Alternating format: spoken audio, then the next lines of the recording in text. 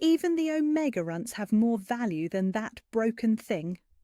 The words hit like ice water thrown against raw skin.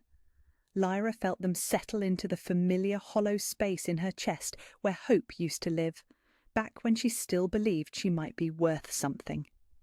She kept her eyes fixed on the bloodstains she was scrubbing from the arena stones, her hands moving in the mechanical rhythm that had kept her invisible for the past 15 years. Beta Counselor Matthias stood above her with his polished boots and cruel smile, addressing the gathered nobles as if she were nothing more than furniture, which, she supposed, was exactly what she was to them. Less than furniture, actually. Furniture served a purpose. "Look at her," Matthias continued, his voice carrying easily across the training courtyard where the kingdom's elite had assembled for the morning demonstrations. 17 years old and still hasn't shifted, still hasn't shown even the slightest hint of wolf blood. The kitchen servants have more supernatural presence than this waste of space. Lyra's scrub brush moved faster against the stone, trying to erase the dark stains left by yesterday's sparring matches between the royal guards. Blood always left the worst marks. It soaked deep into the porous stone and clung there like it was trying to tell a story no one wanted to hear. She had learned long ago not to respond to the taunts, not to lift her head or show any reaction that might encourage them to continue. The nobles needed their entertainment, and she had discovered that being perfectly, utterly boring was the closest thing to protection she could manage. Let them mock her for a few minutes, let them feel superior, and then they would move on to more interesting targets. "Perhaps we should put her out of her misery," Lady Seraphina's melodic voice joined the conversation, sweet as honey and twice as poisonous. "It seems cruel to let her continue existing when she so clearly has no purpose in this world." Laughter rippled through the assembled crowd, the sound sharp and cutting. Lyra's shoulders tensed involuntarily, but she kept scrubbing. Always keep working, always keep moving. If your hands were busy, maybe they would forget you had a mind capable of hearing their words. The morning sun cast long shadows across the courtyard, and Lyra could feel the heat beginning to build against her back through the thin fabric of her servant's dress. It would be a hot day, which meant the nobles would want extra refreshments brought to their viewing platform, which meant more work, which meant more opportunities to mess something up and earn another round of casual cruelty. That had always been enough. The pattern of invisibility, of endurance, of grinding through each day until she could collapse into her narrow cot in the servants' quarters and pretend that tomorrow might be different. It never was, but the pretending helped sometimes. But today everything changed when he arrived. The temperature in the courtyard seemed to drop 10 degrees as Alpha King Kyle stepped through the massive stone archway, and every conversation died mid-sentence. The nobles, who had been so confident in their casual cruelty just moments before, suddenly found themselves checking their posture and smoothing their clothes. Even Matthias, who had seemed so powerful while mocking a defenceless servant girl, took an involuntary step backward. Lyra had never seen the Alpha King this close before. She had glimpsed him at formal ceremonies, always from the very back of the crowd where the servants were allowed to stand, but she had never been in the same space with him, never felt the crushing weight of supernatural authority that rolled off him like heat from a forge. He was massive, easily 6.5 feet tall, with shoulders that could have carried the weight of mountains. His dark hair was pulled back in a simple tie that somehow made him look more dangerous rather than less, and his grey eyes swept across the assembled nobles like he was cataloguing every weakness and calculating every threat. When he moved, it was with the fluid precision of a predator who had never needed to doubt his ability to destroy anything that challenged him. But it wasn't his physical presence that made every wolf in the courtyard bare their throat in submission. It wasn't the expensive clothes or the crown that marked his royal status. It was the power that hummed around him like electricity before a storm, the absolute certainty that he could command any supernatural creature within 100 miles and expect instant obedience, especially from his wolves. They followed him through the archway like living shadows, 12 massive battle wolves that moved in perfect synchronization with their alpha's steps. Lyra had heard stories about these wolves her entire life. Fenris, the lead wolf, was said to be the size of a small horse with silver-tipped black fur and eyes that glowed like molten gold. Greyback, whose scars told the story of a dozen successful battles. Shadowmane, who could move through darkness like he was made of it.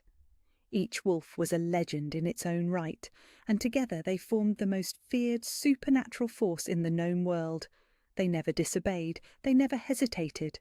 They were extensions of Kyle's will, made manifest in fur and fang and absolute loyalty.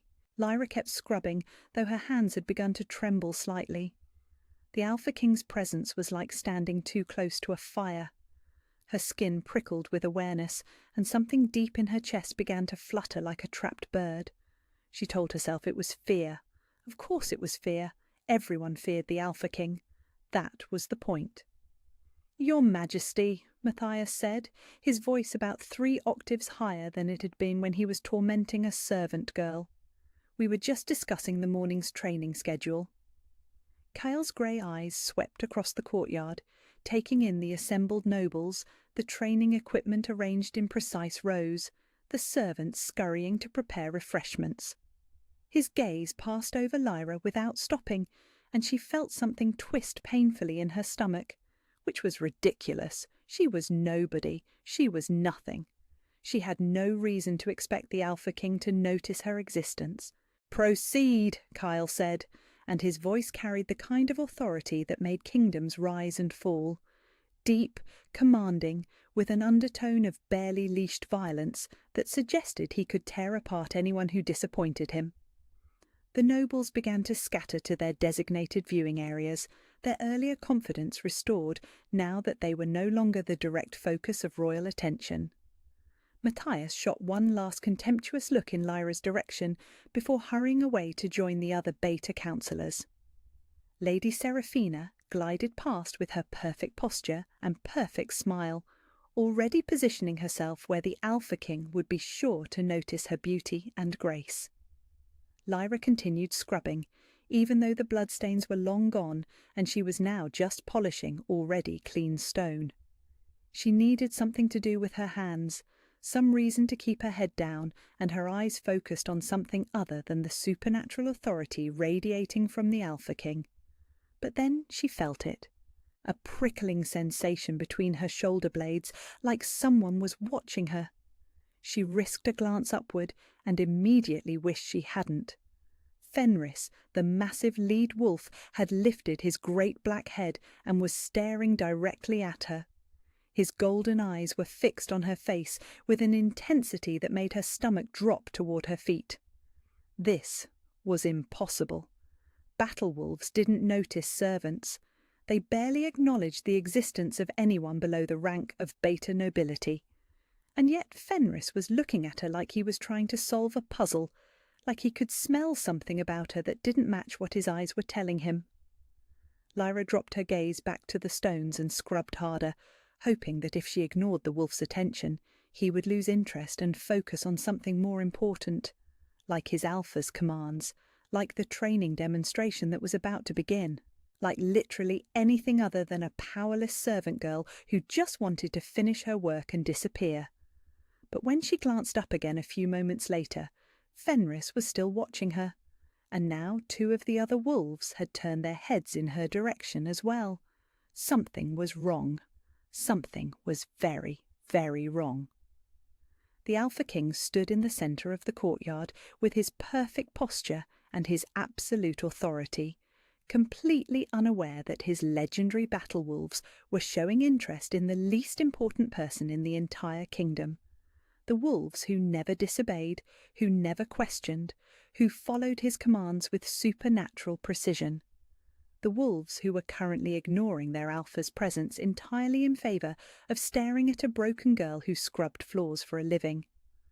Lyra's hands stilled on the scrub brush as a terrible understanding began to creep through her mind. This wasn't just wrong, this was impossible. And impossible things, in her experience, always led to pain. She had spent her entire life being invisible, being nothing, being exactly what everyone expected her to be, safe in her nothingness, protected by her complete lack of importance. But as Fenris took a single deliberate step in her direction, Lyra realized that her safety had just shattered like glass against stone. Everything was about to change. The ritual chamber beneath the palace had been waiting 30 years for this moment. Elder Cassius led Lyra through corridors that seemed older than the kingdom itself, past stone walls carved with symbols that glowed faintly in response to her presence. The air grew thick with supernatural energy as they descended, and she could feel something ancient and powerful stirring in the depths below, as if the very foundations of the palace were awakening to acknowledge what was about to unfold. "This is where your father underwent his own awakening," Cassius said, as they reached a circular chamber dominated by a raised dais surrounded by artifacts that hummed with barely contained power. "Where every true alpha for 1,000 years has broken through the barriers between their human consciousness and their supernatural birthright." The chamber was beautiful and terrible at the same time. Ancient weapons lined the walls, their blades still sharp after centuries of waiting. Crystals embedded in the ceiling cast shifting patterns of silver light across everything, creating shadows that seemed to move independently of their sources. At the centre of the dais stood a pool of water so still it looked like polished obsidian, reflecting depths that appeared to go down forever. "I've been guarding these artifacts since the night your family died," Cassius continued, his voice heavy with decades of patient devotion, "waiting for the day when the last true alpha would come home to claim what was always hers." Lyra approached the dais slowly, her expanded senses picking up layers of supernatural history that had soaked into the very stones. She could feel the presence of every true alpha who had ever stood in this space, their power and wisdom and absolute certainty creating an echo that resonated in her bones. "Tell me about my father," she said, settling onto the raised platform with her legs crossed beneath her. "King Aldrich was the most powerful supernatural being I ever encountered," Cassius said, taking his position beside the ancient texts that would guide them through the ritual. He could command the loyalty of every wolf-blooded creature within 100 miles, could sense supernatural threats from vast distances, could heal injuries that should have been fatal. But more than his power, he was kind, compassionate. He used his authority to protect those who couldn't protect themselves. The description made something ache in her chest. She had spent 17 years believing she had no family, no legacy, no connection to anything greater than her own insignificant existence. To discover that she came from a line of powerful rulers who had used their gifts in service of others felt like finding a missing piece of herself. What happened to them? A coordinated attack by 3 rival bloodlines who feared what the true alphas represented, Cassius said quietly. They struck simultaneously at locations across the kingdom, eliminating every member of your family in a single night of slaughter. Your parents died defending the palace, your older brother fell protecting the eastern territories, your infant sister was killed in her nursery. But I survived. You survived because your mother used the last of her power to hide you with the most complex suppression spell ever attempted. She bound your supernatural nature so completely that even you would never know what you truly were. Then she gave you to a trusted servant with instructions to raise you as far from the palace as possible. The magnitude of her mother's sacrifice hit her like a physical blow. To save her daughter's life, she had condemned Lyra to 17 years of powerlessness and invisibility. She had chosen to let her child live as nobody, rather than die as royalty. The servant who raised me died of illness when you were 7. By then, the suppression magic had become self-sustaining, and you found your way to the palace as just another orphan child seeking work. I've been watching over you ever since, waiting for the right moment to reveal the truth. Lyra closed her eyes and reached for the barriers in her mind, the magical constraints that had shaped her entire existence. Over the past 3 days, she had managed to crack several of them, allowing glimpses of her true abilities to emerge. But what Cassius was proposing would shatter every remaining barrier at once. Will it hurt? Yes. His honesty was almost comforting. 30 years of suppressed power breaking free in a single night will be agony beyond anything you can imagine, but it will also be the most profound liberation you've ever experienced. She opened her eyes and looked around the ritual chamber one more time, taking in the artifacts that had belonged to her bloodline, the weapons that had defended the kingdom, the symbols that told the story of a power that transcended political arrangements and social hierarchies. "I'm ready." The ritual began with Cassius reading from texts written in a language that bypassed her rational mind and spoke directly to her supernatural instincts. The words seemed to resonate in her bones, calling to power that had been sleeping so deeply she had never even sensed its presence. The first barrier cracked like breaking glass. Pain lanced through her skull as memories that had been hidden behind magical walls came flooding back. Not her own memories, but inherited ones passed down through her bloodline. The sensation of commanding absolute loyalty from thousands of wolves, the weight of responsibility for protecting an entire kingdom, the knowledge of battle tactics and supernatural politics, and the complex magic that held their world together. She was no longer just Lyra the servant girl. She was the heir to a legacy that stretched back through centuries of true alpha rulers. The second barrier shattered like a dam bursting. Physical power exploded through her body, transforming muscle and bone and nervous system until she could feel the strength of 10 ordinary humans flowing through her veins. Her senses expanded until she could perceive every living creature within miles, their emotions and intentions as clear to her as written words. But with the power came the emotional weight of her family's history. She felt her father's love for his people, her mother's fierce protectiveness, her brother's courage in the face of overwhelming odds. She felt their deaths as if she had witnessed them herself, and rage began to build in her chest like molten metal. The third barrier exploded outward with enough force to shake the ancient stones. Her wolf spirit emerged for the first time, and it was nothing like the ordinary supernatural animals that most people possessed. This was a creature of pure silver light, massive and luminous and absolutely certain of its authority over every other wolf in existence. It looked at her through eyes that held the wisdom of ages and spoke in a voice that resonated through her entire being. "You are home," it said. "You are whole. You are ready." The final barriers didn't just break. They disintegrated completely, leaving her consciousness free to expand into the full scope of her birthright. She was connected to every wolf-blooded creature in the kingdom, could sense their locations and emotional states, and absolute devotion to her awakening power. She could feel the palace above her, the nobles sleeping uneasily as they sensed fundamental changes in the supernatural currents that governed their world. And she could feel Kyle, his consciousness blazing like a beacon as the mate bond completed its full activation. The connection between them was no longer just electric awareness. It was a sharing of souls that made them two halves of a unified whole. The transformation reached its peak in an explosion of silver light that filled the entire chamber, and when it faded, Lyra was no longer the broken servant girl who had entered the ritual space. She was radiant. Her hair had transformed from mousy brown to silver that seemed to hold its own inner light.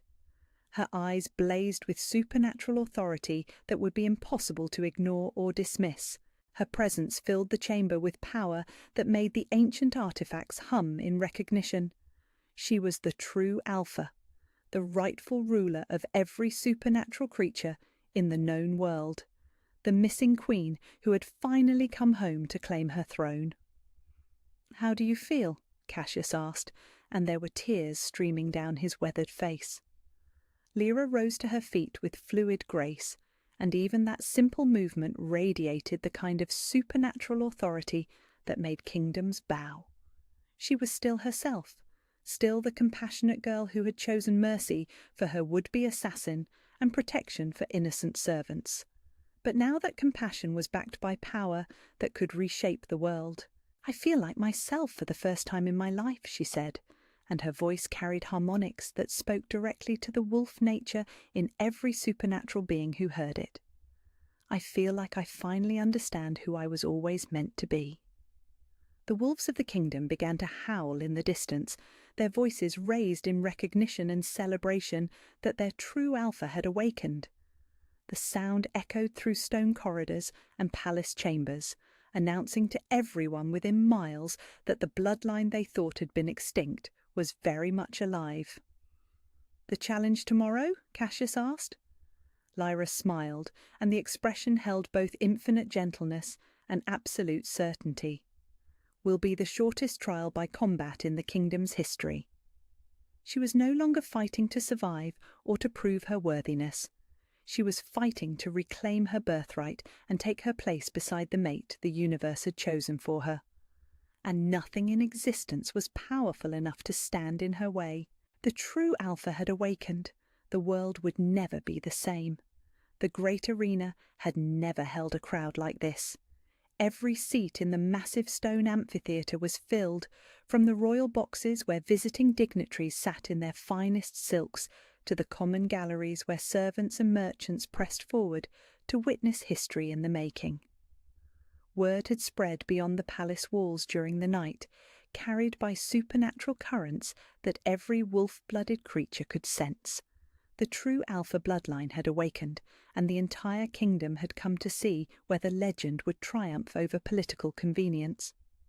Lady Seraphina entered first, her ceremonial armour gleaming silver and blue in the morning sunlight.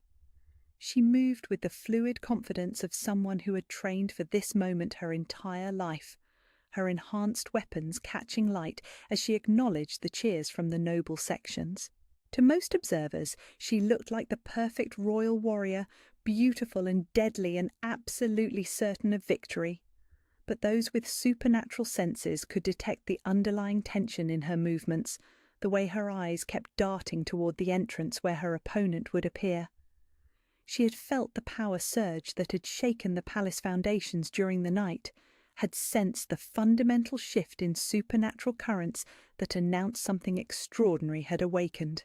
Still, she was betting everything on the assumption that raw power meant nothing without the training to wield it effectively. Then Lyra stepped into the arena, and the entire crowd fell silent.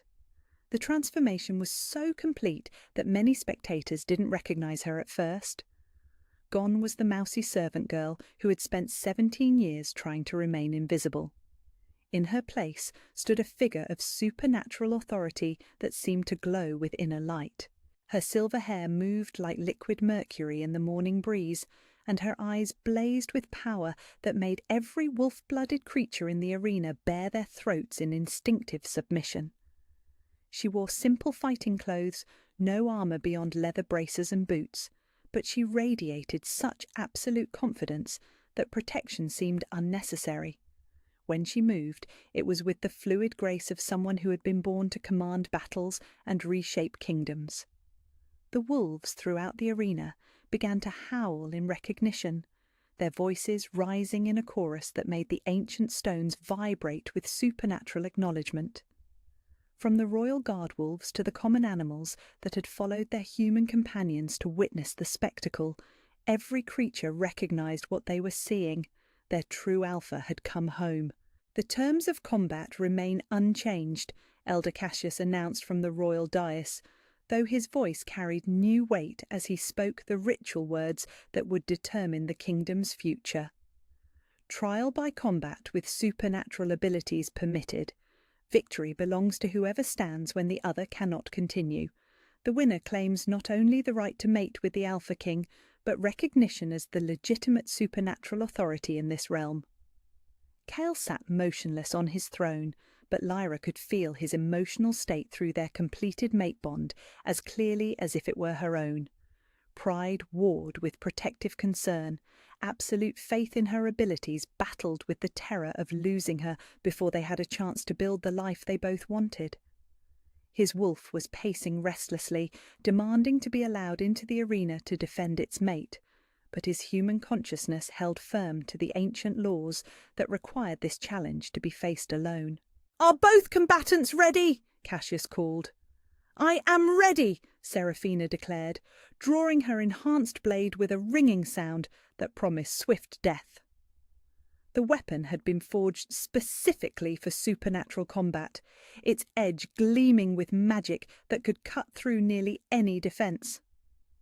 Lyra didn't draw the sword that Elder Cassius had provided for her. Instead, she stood in the center of the arena with her hands empty and her head held high, looking for all the world like she was attending a formal ceremony rather than preparing for mortal combat.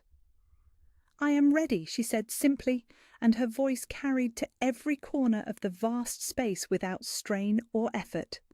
"Then let the trial begin." Seraphina moved first, her blade flashing in a perfect arc designed to end the combat before her opponent could fully access whatever power had awakened during the night. She was fast, faster than any normal human could track, her supernatural enhancements turning her into a blur of deadly precision. But Lyra was faster. She sidestepped the attack with casual ease, not even bothering to draw her own weapon as Seraphina's blade whistled through empty air. The crowd gasped at the display of supernatural speed, but what shocked them more was the expression on Lyra's face. She looked almost bored, as if avoiding a lethal strike required no more effort than stepping around a puddle. "Is that all?" Lyra asked mildly, and her voice carried clearly across the arena. 15 years of training, and that's the best you can manage?" Rage flashed across Seraphina's perfect features as she spun into a series of complex attacks designed to overwhelm any defense. Her blade moved in patterns too fast for most eyes to follow, creating a web of steel that should have been impossible to escape. Lyra danced between the strikes like she was performing a carefully choreographed ballet. Each movement was economical and precise, requiring just enough effort to avoid the attacks while conserving energy for whatever came next. She still hadn't drawn her sword, still hadn't even raised her hands in a defensive posture. She was toying with her opponent. "You're going to have to do better than that," Lyra said, her voice carrying the kind of gentle disappointment a teacher might use with a struggling student. "I know you have more skill than this. Show me what you're really capable of." The casual dismissal was more infuriating than any insult could have been. Seraphina's attacks became wilder, less controlled, as fury began to override her careful training. She poured supernatural energy into her speed and strength, pushing her enhanced abilities beyond their safe limits in a desperate attempt to land even a single blow. But every strike met empty air. Every combination was anticipated and avoided with the kind of supernatural awareness that came from being connected to every living creature in the vicinity. Lyra wasn't just faster than her opponent. She was reading Seraphina's intentions before Seraphina herself was fully conscious of them. The turning point came when Seraphina overextended herself in a particularly aggressive lunge, leaving herself momentarily vulnerable as she tried to recover her balance. Lyra finally moved to attack. She flowed forward like liquid lightning, her hand closing around Seraphina's wrist with enough force to shatter bone. The enhanced blade fell from suddenly nerveless fingers, clattering against stone with the sound of dreams dying. "Yield," Lyra said quietly, her grip tightening just enough to remind Seraphina how easily she could crush every bone in her arm. "This doesn't have to end with your death." But Seraphina's hatred had consumed whatever rational thought remained. She twisted in Lyra's grip, producing a hidden dagger with her free hand and driving it toward her opponent's unprotected throat. The blade never reached its target. Lyra's free hand caught Seraphina's wrist with casual ease, stopping the attack as effortlessly as she might catch a falling leaf. For a moment they stood frozen in that tableau, Seraphina straining against grips that might as well have been forged from iron, while Lyra looked down at her with something that might have been pity. "You had a choice," Lyra said softly. "I offered you mercy, and you chose to continue fighting. Now you'll face the consequences of that decision." The true alpha power that had been sleeping for 30 years finally revealed its full scope. Silver light exploded outward from Lyra's body, not the harsh brilliance of destructive magic, but the warm radiance of absolute authority made manifest. Every wolf in the arena, from the mightiest battle-trained veterans to the smallest domesticated companions, lifted their voices in a howl that shook the foundations of the ancient structure. But more than that, every wolf-blooded person in the crowd felt the pull of supernatural recognition that transcended political loyalty or personal preference. Noble lords who had served the kingdom for generations found themselves wanting to kneel before this radiant figure who commanded their deepest instincts.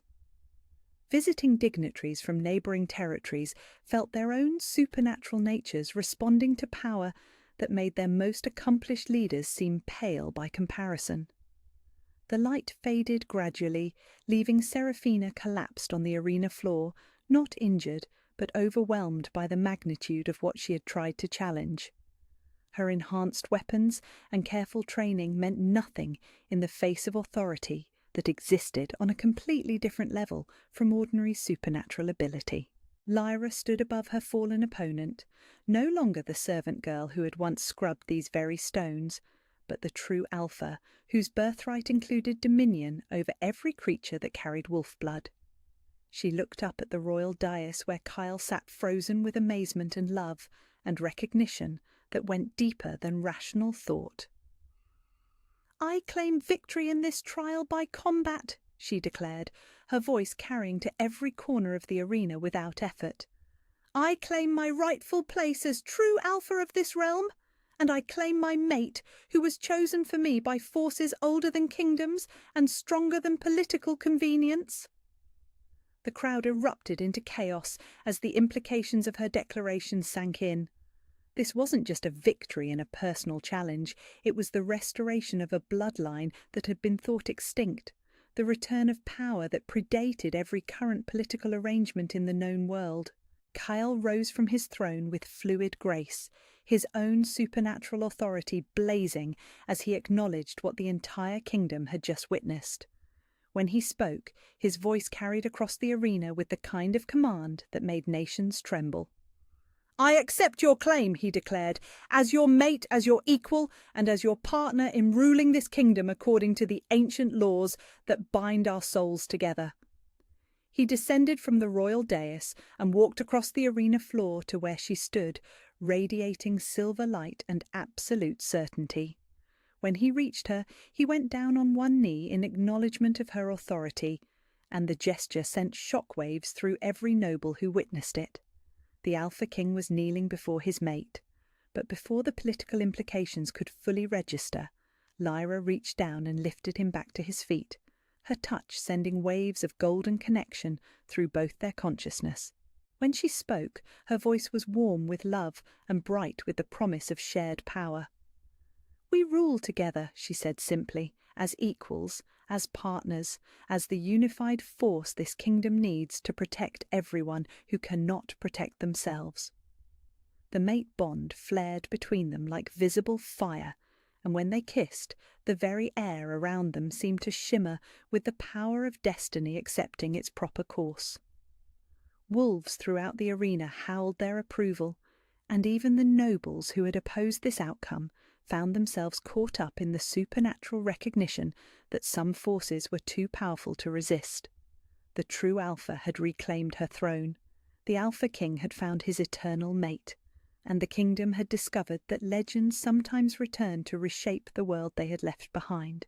In the royal box, Elder Cassius wiped tears from his weathered face and whispered a prayer of gratitude to the ancient powers that had kept the last true Alpha safe until she was ready to claim her destiny. The long wait was finally over. The real adventure could now begin. 6 months after the world changed forever, Queen Lyra Nightshade stood on the palace balcony watching the sunrise paint the kingdom in shades of gold and silver. The transformation had been more complete than anyone could have imagined. Where once there had been rigid hierarchies that kept the powerless in servitude, now there was a system built on merit and compassion. The wolves that had once been symbols of noble privilege now served as protectors for anyone who needed their strength, regardless of social station. The common people who had lived in fear of supernatural politics now found themselves with voices in the governance of their own lives. "Good morning, my queen." Kyle's voice carried warmth and amusement as he joined her at the stone railing, his presence sending familiar sparks of awareness through the mate bond they shared. Even after months of marriage, even after growing into their roles as joint rulers of the most powerful supernatural kingdom in the known world, he could still make her heart race with nothing more than the way he looked at her. "Good morning, my king," she replied, leaning into his embrace as naturally as breathing. The title still felt strange on her tongue sometimes, but the relationship they described had become the foundation of everything she understood about love and partnership and shared purpose. Below them, the capital city was already bustling with activity, as merchants set up their stalls and children played in courtyards while their parents began the day's work. But what struck Lyra most was the laughter. There was so much more laughter now than there had been when she was invisible and powerless and convinced that joy was something meant for other people. "The ambassadors from the Eastern Territories arrived this morning," Kale said, his arm tightening around her waist in a gesture that was part affection and part protection. "They want to negotiate new trade agreements that acknowledge your authority over their wolf populations. And they're terrified that you'll demand tribute or force them to restructure their entire governmental system to match ours." His smile was visible in his voice. "They've heard stories about the true alpha who overthrew centuries of tradition in a matter of months." Lyra laughed, the sound carrying across the morning air like music. "I suppose overthrew is one way to describe it, though I prefer to think of it as corrected long-standing injustices through the application of supernatural authority backed by compassionate governance. You could put that on the royal seal. Too long, we'll stick with the wolves and the crown." They stood in comfortable silence for a few minutes, watching their kingdom wake up around them. It still amazed Lyra how much more beautiful everything looked when you were seeing it from a position of power rather than powerlessness, when you knew you belonged somewhere rather than constantly waiting to be told you didn't deserve the space you occupied. "Do you ever miss it?" Kyle asked quietly. "The simplicity of your old life, when your biggest concern was whether you could finish your cleaning duties without attracting unwanted attention?" The question was one she had asked herself many times during the early weeks of her reign, when the weight of responsibility for an entire kingdom felt overwhelming, and she found herself longing for the anonymity that had once protected her from having to make decisions that affected thousands of lives. "No," she said after considering it seriously. "I don't miss being told I was worthless. I don't miss believing that I didn't deserve kindness or love or the chance to make something meaningful of my life. I don't miss watching other people suffer while feeling powerless to help them." She turned in his arms so she could see his face, letting him see the absolute certainty in her silver eyes. "I was never truly simple, Kyle. I was just suppressed. There's a difference between choosing simplicity and having complexity stolen from you before you even know it exists." The mate bond hummed between them with the deep satisfaction of two souls who had found exactly where they belonged. 6 months ago, she had been nobody. Today, she was half of a ruling partnership that had transformed not just their own kingdom, but the entire political landscape of the supernatural world. "The council meeting this afternoon?" she asked, already knowing the answer but wanting to hear his perspective on the challenges they would be addressing. 3 territorial disputes that require supernatural arbitration, 2 trade negotiations that need royal approval, and 1 marriage contract between noble houses that violates the new consent laws we established. He paused, his grey eyes growing serious. "And a proposal from Elder Cassius about establishing formal schools to train future true alpha candidates." That last item made her stomach flutter with a mixture of excitement and apprehension. The idea that there might be others like her, hidden by suppression magic or simply unaware of their own potential, was both thrilling and terrifying. Training them would mean acknowledging that power like hers could exist in multiple people simultaneously. It would mean fundamentally restructuring their understanding of supernatural hierarchy. It would also mean that no one would ever have to grow up believing they were worthless when they were actually extraordinary. "We'll need to be careful," she said thoughtfully. "Power like ours in the wrong hands could destabilize everything we've built. Power like ours in the right hands could stabilize things we haven't even imagined yet." His smile was warm with pride and confidence. "Besides, we have the best possible screening process for determining whether candidates can be trusted with true alpha abilities. Which is the wolves. They don't lie, remember. If someone has the potential to be a true alpha, every wolf in the kingdom will recognize it. And if they have the character to wield that power responsibly, the wolves will be drawn to them rather than frightened by them." The logic was perfect, and it made her love him even more for understanding the elegant simplicity of supernatural truth. Political structures could be corrupted or manipulated, but the instincts of creatures who had evolved to recognize authentic authority were incorruptible. "There's something else," Kale said, and there was something in his voice that made her turn to face him fully. "What?" Instead of answering with words, he placed his hand gently over her stomach, and the mate bond flared with emotions too complex for language. Joy and terror and overwhelming love, and the profound awareness that their partnership was about to expand in ways that would change everything yet again. "How long have you known?" she breathed, though her own supernatural senses were already confirming what his touch was telling her. "Since this morning. Your scent changed, and my wolf has been pacing with protective energy for the past hour." His smile was radiant with happiness and awe. "We're going to have a child, Lyra. A true alpha heir who will grow up knowing exactly how powerful and precious they are." The implications crashed over her in waves. Their child would be the first true alpha born in over 30 years, the continuation of a bloodline that had been thought extinct, the bridge between the old supernatural world and whatever came next. They would never have to wonder if they mattered, never have to struggle to understand their own worth, never have to fight for the right to exist as their authentic selves. "They'll be beautiful," she whispered, placing her hand over his and feeling the tiny spark of new life that was already beginning to transform their future. "They'll be powerful. They'll be loved." The certainty in her voice came from the deepest part of her soul. Whatever else happens, whatever challenges they face, they'll never have to doubt that they're wanted and cherished and absolutely worth every breath they take. They stood together on the balcony as the morning sun climbed higher, two people who had found each other across impossible odds and built something better than either had dreamed possible. Below them, their kingdom continued its daily rhythm of life and laughter, and the quiet work of building a world where everyone could flourish. "I love you," Kale said simply, and the words carried the weight of eternal promises and supernatural bonds and the kind of devotion that transcended political necessity to become something legendary. "I love you too," she replied, and meant it with every fibre of her being.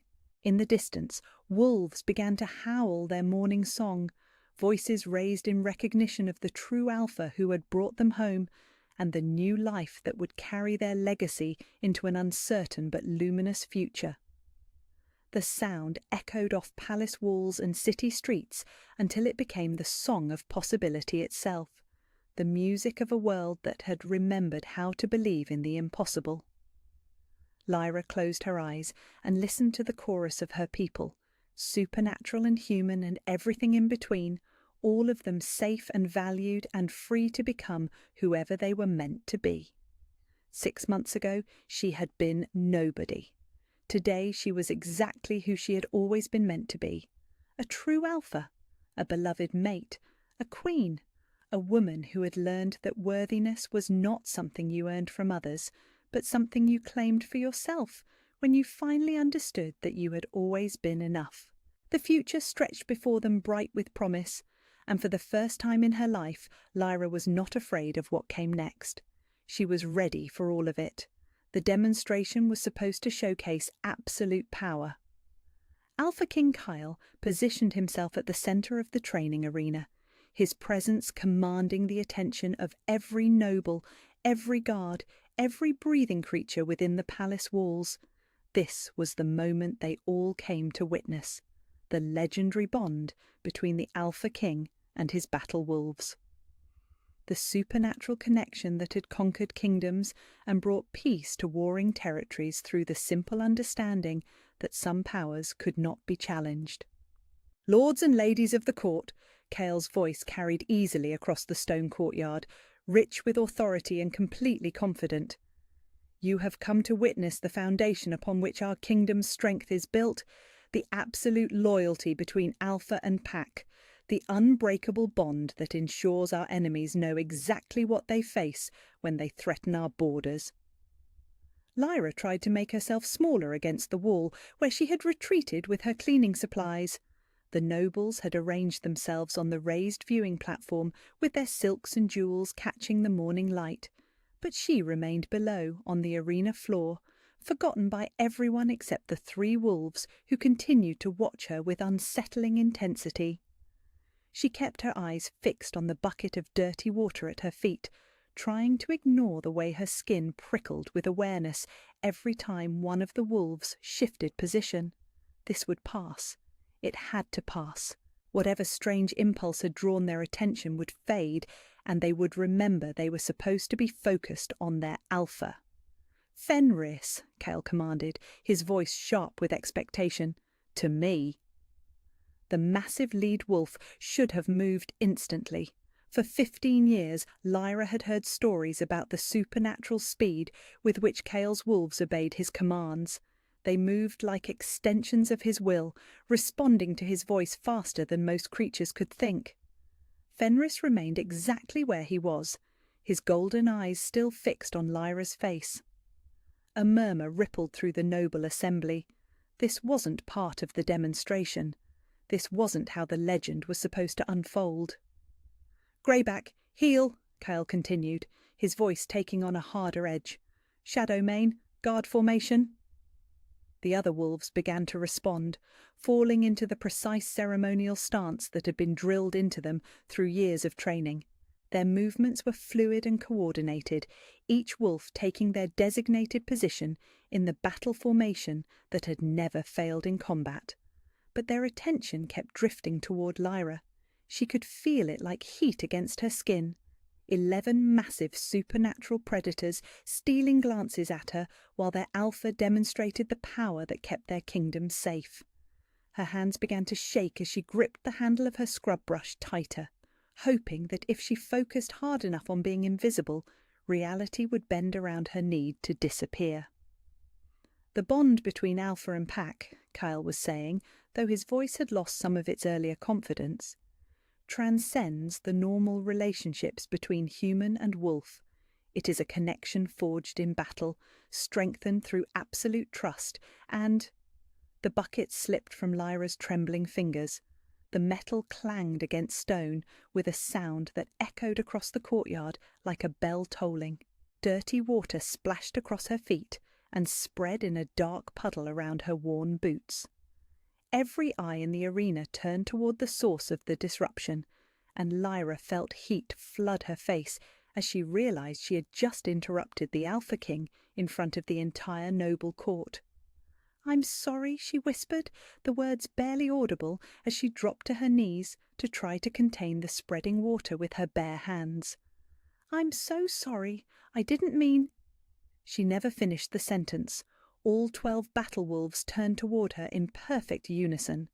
The noble assembly fell silent, the kind of absolute quiet that came when everyone suddenly realized they were witnessing something that should not be possible. Lady Seraphina's fan stopped moving. Matthias's mouth fell open mid-conversation. Even the servants who had been scurrying around the edges of the courtyard froze in place. "Fenris!" Kale's voice cut through the silence like a blade. "Return to formation, now!" But Fenris was already moving. Not toward his alpha, but toward the girl kneeling in a puddle of dirty water with terror written across her face. "Greyback, Shadowmane, hold position," Kyle commanded, his voice rising with the first hint of anger. The other wolves began to move as well, not to their designated positions, but toward Lyra. Slowly, deliberately, as if they were being drawn by some invisible force that was stronger than 15 years of absolute obedience. "This is impossible," someone whispered from the viewing platform. Lyra scrambled backward, her hands slipping on the wet stone as she tried to put distance between herself and the approaching wolves. Her heart was beating so fast she thought it might burst, and something deep in her chest was fluttering like a caged bird trying to break free. "Stay back," she breathed, though she had no authority to command anything, let alone the Alpha King's legendary battle wolves. "Please, I haven't done anything wrong." But the wolves kept coming, not with the predatory stalking that promised violence, but with something else, something that looked almost like recognition. Fenris reached her first, his massive head lowering until his golden eyes were level with hers. Up close, he was even more terrifying than the stories suggested. His black fur was shot through with silver that caught the light like metal, and his teeth were longer than her fingers. He could have torn her throat out without effort. Instead, he sat down beside her. The noble assembly gasped in collective disbelief. "Fenris!" Kale's voice cracked like a whip. "Return to your alpha immediately!" The wolf's ears flicked in Kale's direction, acknowledging that he had heard the command. But he didn't move. He remained beside Lyra, his presence somehow protective rather than threatening, as if he had decided she needed guarding. Greyback arrived next, taking a position on Lyra's other side, then Shadowmane, then the rest of the pack, forming a semicircle around her that put them between her and every other creature in the courtyard, including their alpha. "What is this?" Lady Seraphina's voice was sharp, with something that might have been fear. "What has that creature done to them?" Lyra pressed herself against the stone wall, surrounded by 12 massive wolves who should have been obeying their alpha's increasingly sharp commands. She could feel their warmth, could hear the soft sounds of their breathing, could sense something from them that felt almost like contentment. They were happy to be near her. The thought was so ridiculous she almost laughed. Battle wolves didn't feel contentment. They felt bloodlust and loyalty and the savage satisfaction of victory. They didn't sit peacefully beside servant girls who dropped cleaning buckets. "I don't understand," she whispered, and her voice seemed to carry farther than it should have in the stone courtyard. Several of the wolves' ears perked up at the sound, as if they were listening for something specific. Kale stood in the centre of the arena, his legendary authority crumbling before the eyes of his entire court. His wolves, the foundation of his power and the symbol of his unbreakable will, were ignoring his direct commands in favour of protecting a girl who had never shown even the slightest hint of supernatural ability. "Return to me," he said again, and this time his voice carried the full weight of his alpha authority. The kind of command that should have compelled instant obedience from every wolf-blooded creature within miles. The wolves didn't even lift their heads. They remained in their protective formation around Lyra, as still and unmovable as the stone walls of the palace itself. Fenris shifted slightly closer to her, his massive body radiating warmth and an odd sense of comfort that made no sense at all. The silence stretched until it became painful. Nobles whispered behind their fans and jewelled hands, their words too low to understand, but their shock evident in every whispered syllable. This was not how the demonstration was supposed to end. This was not how any story involving the Alpha King was supposed to unfold. Kale's grey eyes found Lyra through the gaps in the wolves' formation, and she felt the full force of his attention like a physical weight.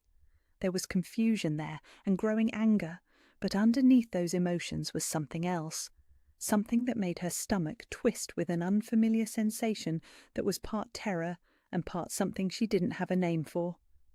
He was looking at her like she mattered, like she was important, like she was dangerous. "Clear the courtyard," Kyle said quietly, but his voice carried to every corner of the space.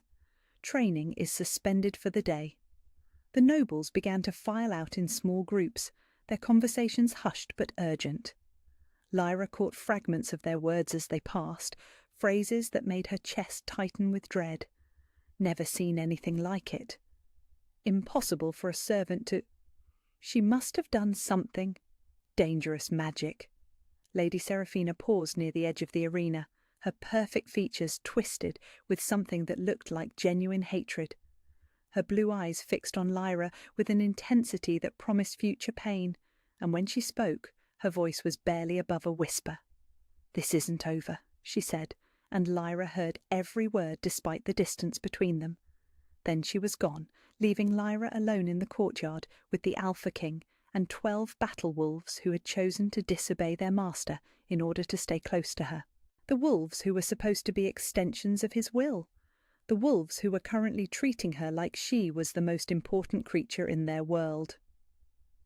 Kyle took a step toward the formation, and every wolf shifted slightly, not moving away from Lyra, but making it clear they had no intention of letting him approach her without their permission. Their alpha. The creature they had served with absolute loyalty for 15 years, and they were telling him he couldn't come closer to a servant girl without their consent. "What are you?" Kyle asked, and his voice was quiet enough that only she could hear it. Lyra looked up at him through the protective wall of fur and muscle that surrounded her, and for the first time in her life she had no answer. She had always known exactly what she was. Nobody. Nothing. Broken. But as she met the Alpha King's grey eyes and saw her own confusion reflected there, she realised that maybe everything she had believed about herself was about to be proven wrong. The Alpha King moved like death-given form. Lyra had never seen anything more terrifying than Kyle crossing the courtyard toward her with that predatory grace, his grey eyes fixed on her face with an intensity that made her feel like prey. Every step was deliberate, controlled, radiating the kind of lethal authority that had brought entire kingdoms to their knees. The morning sun seemed to dim as his shadow fell across the stone, and she understood with crystalline clarity that she was about to face a power that could destroy her without effort. The 12 battle wolves remained in their protective formation around her, but she could feel their tension as their alpha approached. This was uncharted territory for all of them. They had never been caught between conflicting loyalties before, never had to choose between obeying their master and following some deeper instinct that none of them fully understood. "Move aside," Kyle commanded, his voice carrying the full weight of 15 years of absolute obedience. The wolves didn't budge.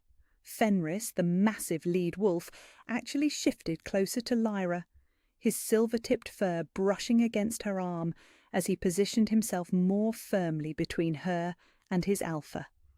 The gesture was subtle but unmistakable. Protection. Defiance wrapped in loyalty to something that shouldn't have existed. Kale stopped just outside the circle of wolves, and Lyra could see the moment when his legendary control began to crack. His jaw clenched, and something dangerous flickered behind his grey eyes. This was a man who had never been denied anything, never had his authority questioned, never faced a situation where his will was not immediately law. "I said move aside," he repeated, and this time his voice carried an undertone of barely leashed violence. Greyback, the scarred veteran of a dozen battles, let out a low rumble that wasn't quite a growl, but definitely wasn't submission. The sound sent chills down Lyra's spine because she had heard that tone before, in the stories the guards told about wolves defending their young, their pack, their alpha. But she wasn't any of those things. She was nobody. She was nothing. She was a servant girl who scrubbed floors and tried desperately to remain invisible because visibility meant pain. There was no reason for these legendary creatures to see her as worth protecting, no possible explanation for why they would choose her over the master they had served with perfect loyalty for 15 years.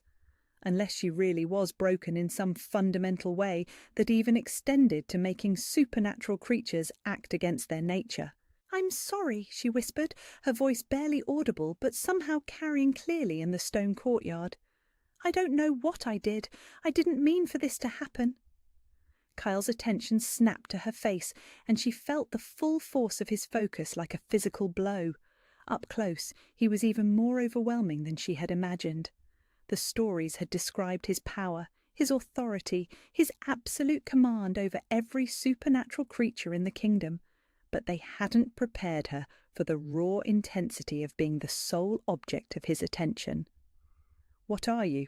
he asked, and his voice was deadly quiet. "Nothing," Lyra said immediately, the answer automatic after 17 years of being told exactly what she was worth.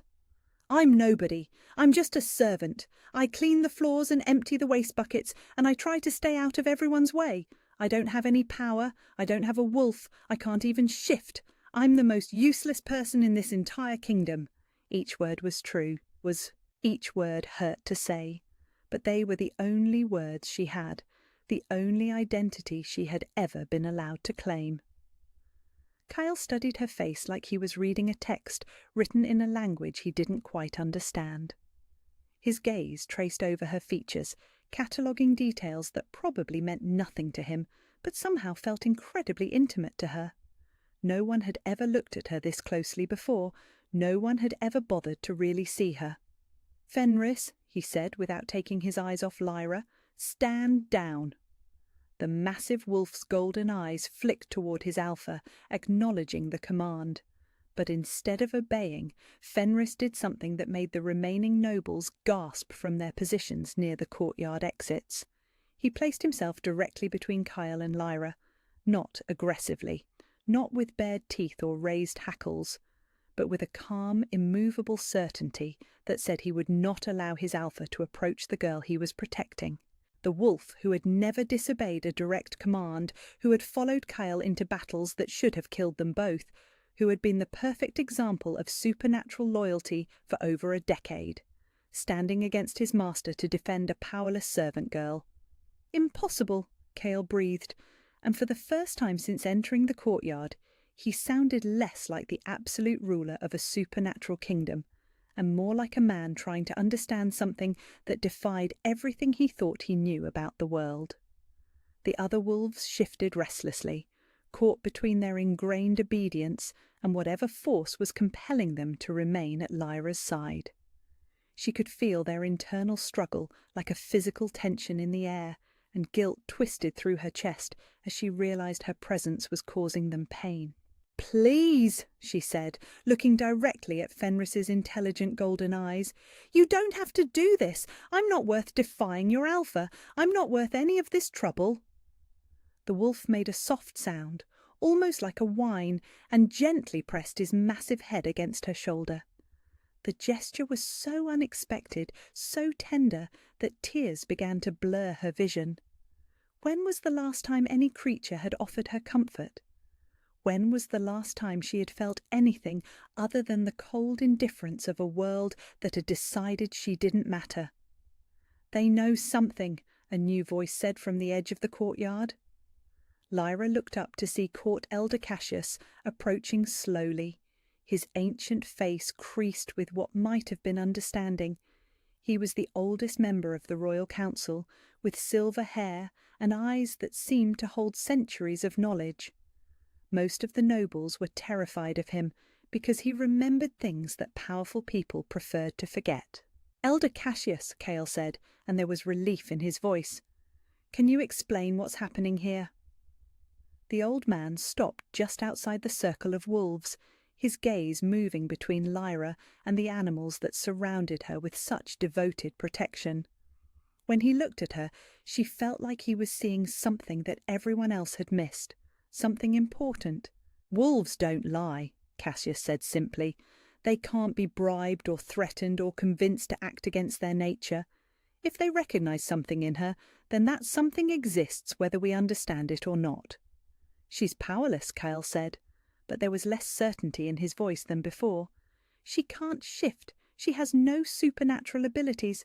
The entire court has watched her for 17 years, and she has never shown even the slightest hint of wolf blood." "And yet," Cassius said, gesturing toward the protective formation around Lyra, "your wolves have chosen her over you." The words hung in the air like a challenge. Kyle's hands clenched into fists at his sides, and Lyra could practically feel the waves of frustrated authority radiating from him. This was a man who had built his entire identity around absolute control, and that control was crumbling in front of witnesses. But underneath his anger, she sensed something else, something that made her stomach twist with an unfamiliar sensation that was part fear and part something she had never experienced before. He was looking at her like she mattered, like she was a puzzle he needed to solve rather than an obstacle to be removed. And that attention, that focus, that sudden importance was more terrifying than his anger had been. "Your Majesty," Elder Cassius said quietly, "perhaps this conversation should continue somewhere more private." Kyle's grey eyes remained fixed on Lyra's face, and she felt something pass between them. Not understanding exactly, but acknowledgement, recognition of the fact that everything had changed in the space of a single morning, and there was no going back to the way things had been. "Rise," he said, and though his voice was still commanding, it was no longer cruel. Lyra struggled to her feet, her legs shaking from the adrenaline and terror of the past hour. The wolves moved with her, maintaining their protective formation, but adjusting their positions to accommodate her new height. Fenris remained closest to her, his warm presence somehow grounding her in a reality that had suddenly become far too strange to navigate alone. "Come with me," Kyle said, and it wasn't quite an order. It wasn't quite a request either, but it was the closest thing to courtesy she had ever received from someone so far above her station. The wolves began to move, flowing around her like a living escort as she took her first hesitant steps toward whatever came next. She could feel the stares of the remaining nobles burning into her back, could hear their whispered conversations beginning already. By tonight, everyone in the kingdom would know that the Alpha King's legendary wolves had chosen to protect a powerless servant girl over obeying their master. The story would spread like wildfire, growing and changing with each telling, until it became the kind of impossible tale that people whispered about in taverns and marketplaces. But as she walked across the courtyard, surrounded by creatures that should have torn her apart instead of defending her, Lyra realized that the impossible tale was her life now, and she had no idea what that meant. Kale fell into step beside her, his presence overwhelming and somehow magnetic in a way that made her skin prickle with awareness. When he spoke, his voice was low enough that only she could hear it. "I don't know what you are," he said, "but I intend to find out." The promise in those words made her breath catch in her throat because she could hear the difference in his tone. He was no longer speaking to a servant who had caused an inconvenient disruption. He was speaking to someone who might be important, someone who might be dangerous, someone who might change everything. 3 days after the impossible happened, Lyra's world became a waking nightmare. She tried to return to her normal routine, desperately clinging to the familiar rhythms of invisibility that had kept her safe for 17 years. Clean the floors before dawn, empty the waste buckets while the nobles slept, scrub the kitchen hearths until they gleamed, keep her head down, keep her hands busy, keep existing in the spaces between other people's lives where she might be forgotten. But forgetting her had become impossible. The wolves wouldn't let anyone forget. It started with the patrol wolves abandoning their assigned routes to follow her through the palace corridors. Lyra would look up from mopping the great hall to find 3 massive grey shapes sitting at attention near the doorway, their intelligent eyes tracking her every movement. When she moved to the next room, they would rise and pad silently after her, maintaining a respectful distance but never letting her out of their sight. "Get back to your posts!" Captain Marcus shouted at them on the second day, his face red with frustration, as he discovered his entire morning patrol congregated outside the laundry where Lyra was hanging sheets. "You have duties, responsibilities. You can't all just decide to follow some servant girl around the castle."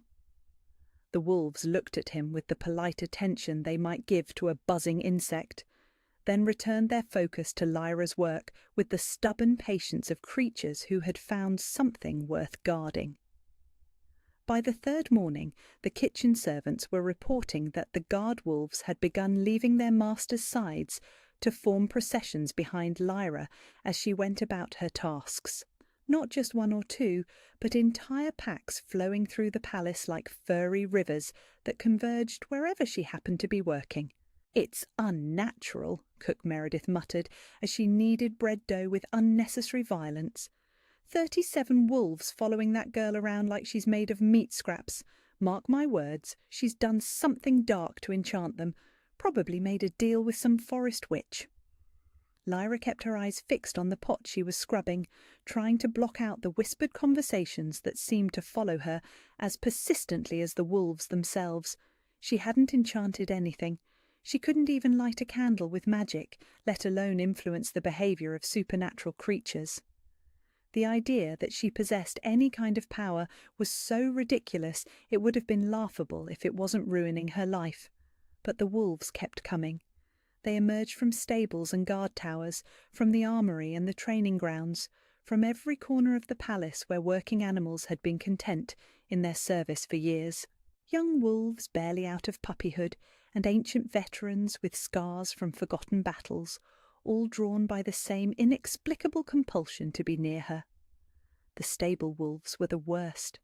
They began leaving their stalls in the middle of the night, and the stable master would arrive each morning to find empty enclosures and wolf-shaped impressions in the hay outside Lyra's dormitory window. No amount of strengthened locks or higher fences seemed to contain them once they decided they needed to be closer to her. 43, Beta Commander Magnus reported to the emergency council session that Lyra knew was happening because she could hear the raised voices echoing from the Great Hall as she cleaned the adjacent corridors. 43 wolves have abandoned their assigned duties in the past 3 days. Patrol routes are unmanned. Guard posts are empty. The war wolves from the eastern watchtowers started arriving this morning, and I have no idea how they even knew to come here.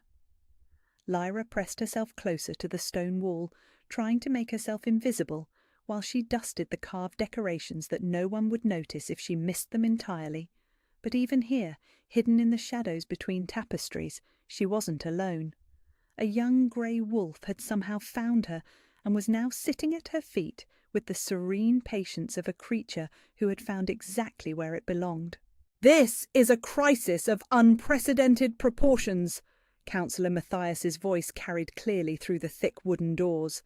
"The entire supernatural defence structure of our kingdom is compromised because every wolf in a 50-mile radius has decided to follow some broken servant girl around, like she's their long-lost mother."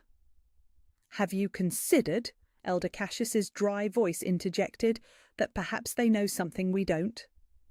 "What could they possibly know?" Lady Seraphina's melodic tones were sharp with barely controlled fury. "She's nothing. She's nobody. She has no power, no bloodline, no value to anyone. If she's somehow manipulating them, then she's dangerous and should be eliminated before this gets worse."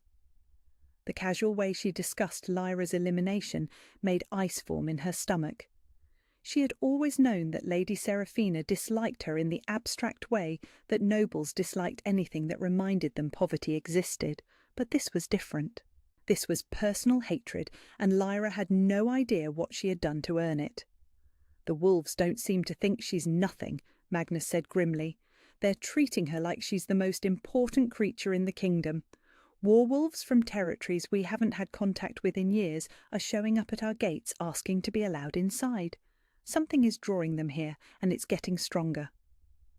Lyra closed her eyes and tried to sink further into the shadows, but the wolf at her feet made a soft sound of contentment and pressed closer to her leg. The warmth of its fur was oddly comforting, and despite her terror about the political crisis she was apparently causing, she found herself reaching down to touch its head gently. The wolf leaned into her touch like it had been waiting its entire life for that simple gesture of affection. "Your Majesty," Matthias said, and Lyra could hear the strain in his voice. "You must understand that this situation threatens the stability of our entire governmental structure. If the wolves won't obey their assigned masters, if they're all abandoning their duties to follow this girl, then we have no supernatural defense capabilities. We're vulnerable to attack from every neighboring territory." "I'm aware of the implications." Kyle's voice was colder than Winterstone. "Do you think I haven't noticed that my own personal guard wolves spend more time stationed outside the servants' quarters than they do protecting the royal chambers?" The admission sent a fresh wave of guilt and terror through Lyra's chest. She was causing problems for the Alpha King himself. The most powerful supernatural leader in the known world was being inconvenienced because creatures that should have been obeying him were choosing to protect her instead. "Then you'll authorize more direct action?" Seraphina asked, and there was something eager in her voice that made Lyra's skin crawl. "No," Kale said firmly. "We don't eliminate problems we don't understand. We investigate them. But, Your Majesty, the decision is final." The Alpha King's tone brooked no argument. "Elder Cassius, I want you to research everything we have about supernatural wolf behavior, particularly any historical precedents for this kind of mass recognition event. Magnus, work with the remaining human guards to maintain essential security while the wolves are distracted. Matthias, send word to the neighboring kingdoms that we're experiencing temporary military reorganization, but remain fully capable of defending our borders." "And the girl?" Seraphina's question was sharp as a blade. The silence stretched long enough that Lyra began to wonder if they had forgotten the question. Then Kale spoke, and his voice carried a weight that made her chest tighten with something that might have been hope or might have been terror. "The girl stays under palace protection until we understand what's happening. Anyone who harms her will answer to me personally. Palace protection." Lyra had never imagined such words would apply to her life. She was a servant, barely above the level of furniture in the hierarchy of the court. The idea that the Alpha King would extend his personal protection to cover her was so far outside the realm of possibility that she almost convinced herself she had misheard. But the wolf at her feet lifted its head and looked at her with something that might have been approval, as if it understood that its chosen person was finally being treated with the respect she deserved. The council session ended with the sound of chairs scraping against stone and multiple conversations beginning at once. Lyra gathered her cleaning supplies and tried to slip away before anyone emerged from the great hall, but she had only made it halfway down the corridor when a familiar voice stopped her. "Running away won't make this disappear." She turned to find Elder Cassius approaching with his measured step and knowing eyes. Up close, he looked even older than he appeared from a distance, but there was a sharpness to his gaze that suggested his mind was as keen as ever. "I'm not running away," Lyra said quietly. "I'm trying to stay out of everyone's way while they figure out how to fix whatever's wrong with the wolves." "What makes you think something's wrong with them?" The question caught her off guard. "They're not behaving normally. They're supposed to obey their masters and protect the kingdom, not follow me around like I'm important." Cassius studied her face with the intensity of a scholar examining a particularly interesting manuscript. "Perhaps the abnormality isn't in their behaviour. Perhaps it's in our assumptions about what normal should look like." Before Lyra could ask what he meant by that, the old man continued down the corridor, leaving her standing in the shadows with more questions than answers and a growing certainty that her life was about to change in ways she couldn't possibly imagine. The wolf at her feet looked up at her with golden eyes that seemed to hold ancient wisdom, and for just a moment Lyra wondered if maybe everyone had been wrong about what she was. Maybe even she had been wrong. Maybe the wolves could see something that no one else had bothered to look for. The tower study smelled of ancient parchment and secrets that had been buried for decades. Alpha King Kyle stood before the massive stone fireplace in Elder Cassius's private chambers, his hands clasped behind his back as he stared into flames that cast dancing shadows across walls lined with leather-bound volumes. 3 days of political crisis had worn at his legendary composure, leaving him looking less like an untouchable supernatural ruler and more like a man trying to solve a puzzle that threatened everything he had built. "Tell me about the true Alpha bloodline," he said without turning around. Elder Cassius moved slowly through the cluttered space, his fingers trailing over book spines as he searched for the proper volumes. At his age, every movement was deliberate, but his mind remained sharp as winter steel. He had been waiting 30 years for someone to ask the right questions. "Most people believe it's a myth," Cassius said, pulling a slim volume bound in midnight blue leather from a high shelf. "A convenient legend to explain the origins of supernatural hierarchy, but legends, Your Majesty, often contain more truth than history books." He opened the book carefully, revealing pages covered in elegant script and detailed illustrations of wolves that seemed to glow with their own inner light. The drawings were old, older than the current royal bloodline, older than the palace itself. "The first pack," Cassius continued, settling into his reading chair with the book balanced on his lap. "Before there were kingdoms and territories, before there were alpha kings and noble houses, there was a single pack that ruled through pure supernatural authority, not political power, not inherited titles, raw, undeniable connection to every wolf-blooded creature in existence." Kyle turned from the fireplace, his grey eyes sharp with interest. "You're talking about the foundation myths, children's stories about the time before civilization." "Am I?" Cassius asked mildly, turning a page to reveal an illustration of a silver wolf standing atop a mountain while hundreds of other wolves bowed in acknowledgement below. "Then explain to me why 67 wolves have now abandoned their duties to follow a powerless servant girl. Explain why creatures that have never disobeyed a direct command in their lives are suddenly treating her like she's the most important being in their world." The numbers kept climbing.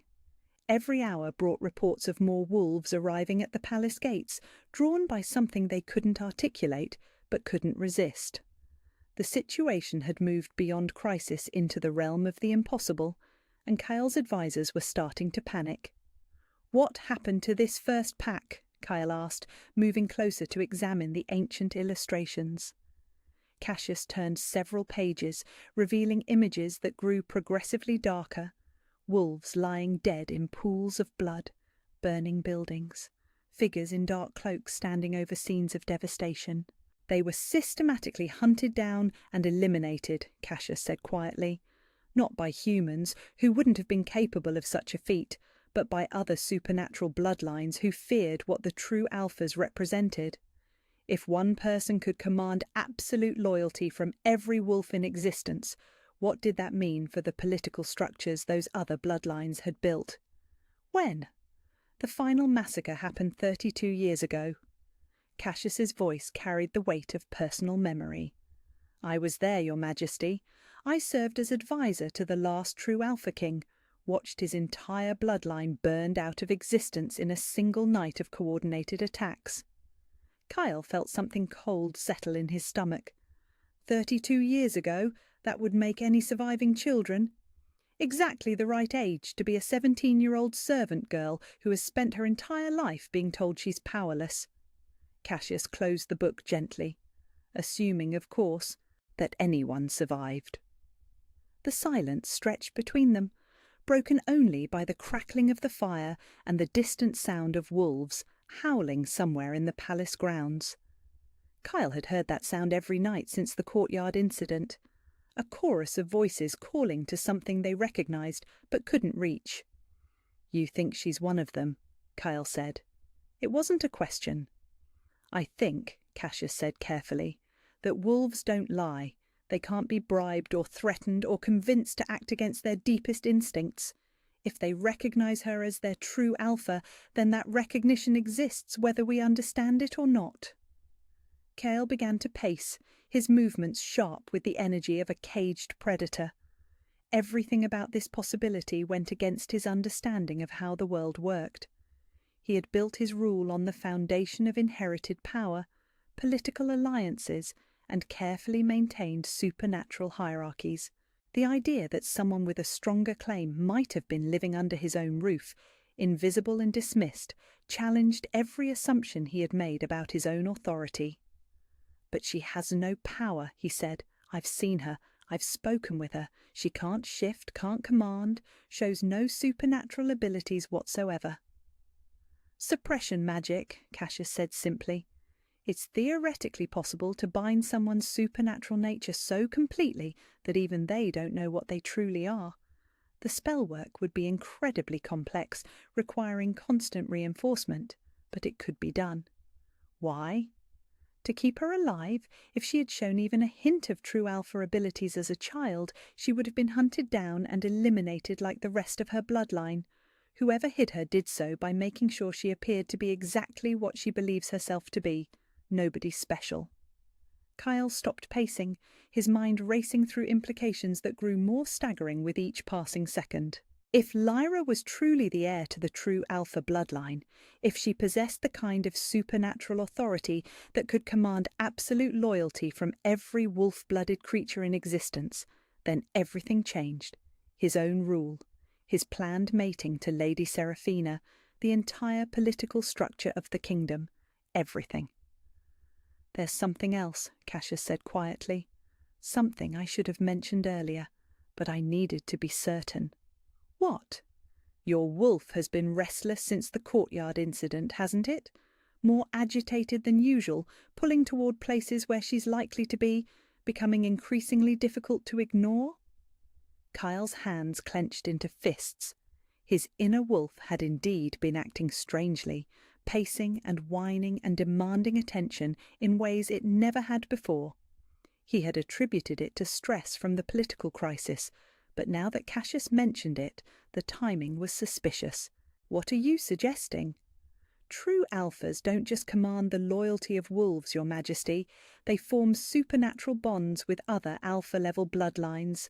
Bonds that transcend political arrangements and social expectations.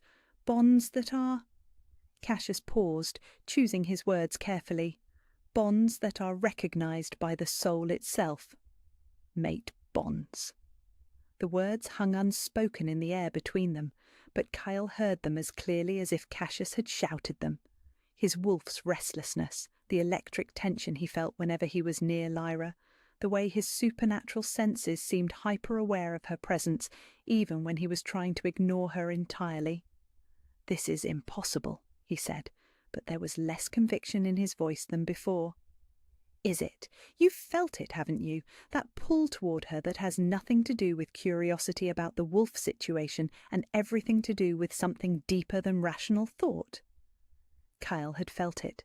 From the moment she had looked up at him in the courtyard with terror and confusion written across her face, he had been aware of her in ways that went far beyond normal interest. Her scent, her location within the palace, the sound of her voice when she spoke in whispered apologies, all of it registered in his consciousness with an intensity that had nothing to do with political necessity. "Even if all of this is true," Kyle said slowly, "even if she is what you think she is, I have obligations, treaties, and arranged mating that secures critical political alliances." "Do you?" Cassius asked.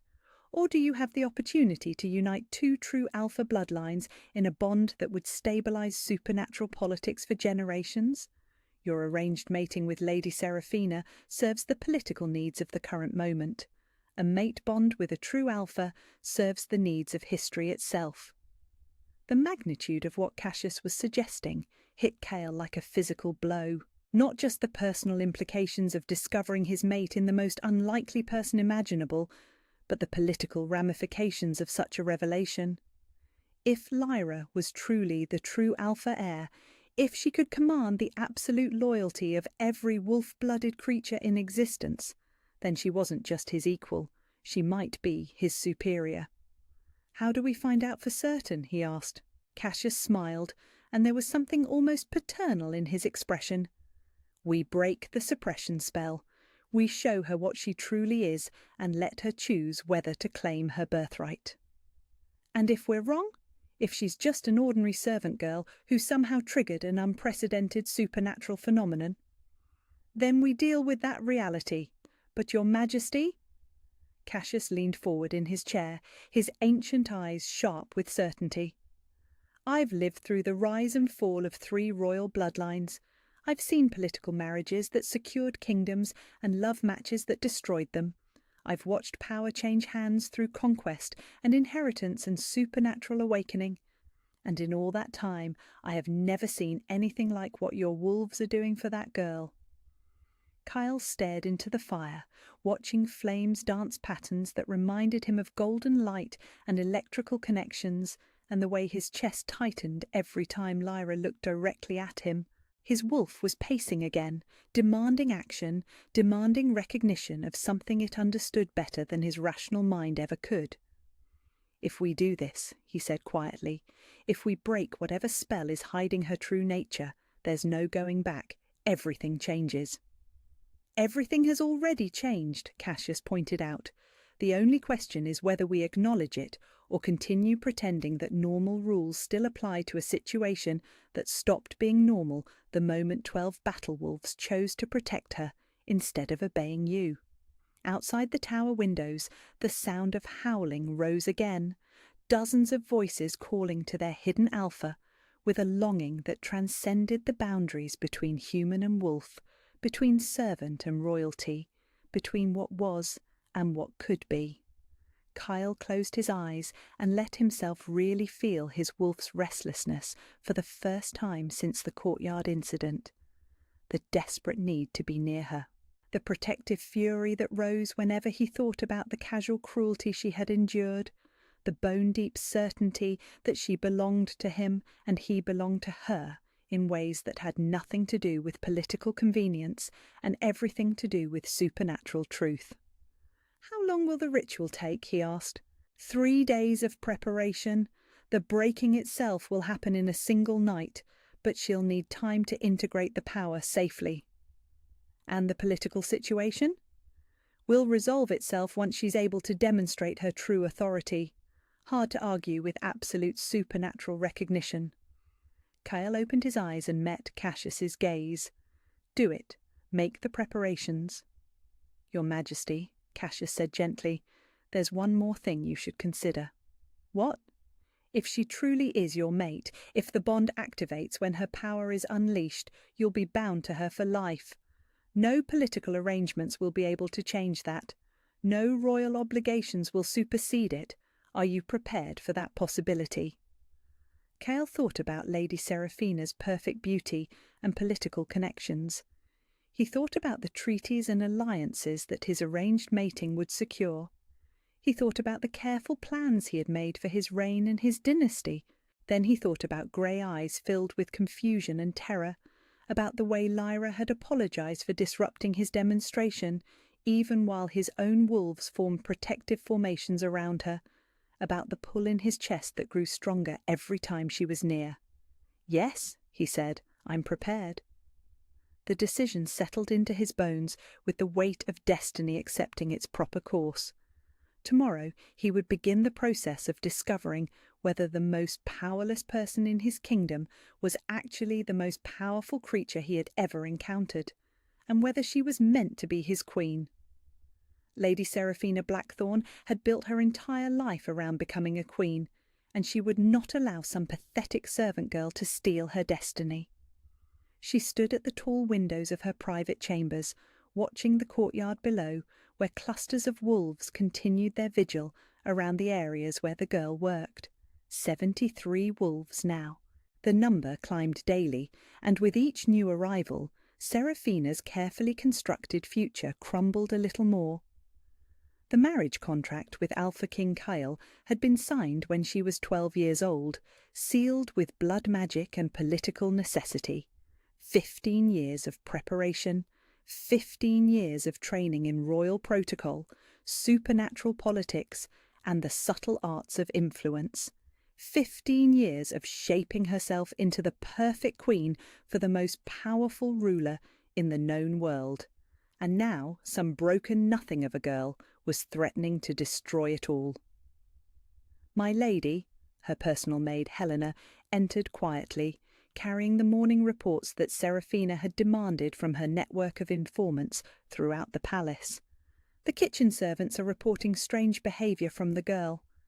Define strange. Seraphina didn't turn from the window, but her voice carried the sharp edge that made servants hurry to please her. She spoke to the wolves yesterday.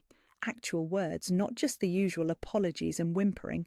Cook Meredith heard her telling them to be careful near the fires, like she was concerned for their safety. Interesting. The girl showing any kind of authority, even something as minor as concern for animal welfare, was a development worth monitoring. Seraphina had been watching Lyra for years, cataloguing every weakness and failure that proved her worthlessness. The girl had never shown initiative, never demonstrated leadership, never given any indication that she possessed anything resembling supernatural ability. What else? 3 more territorial wolves arrived this morning from the mountain regions.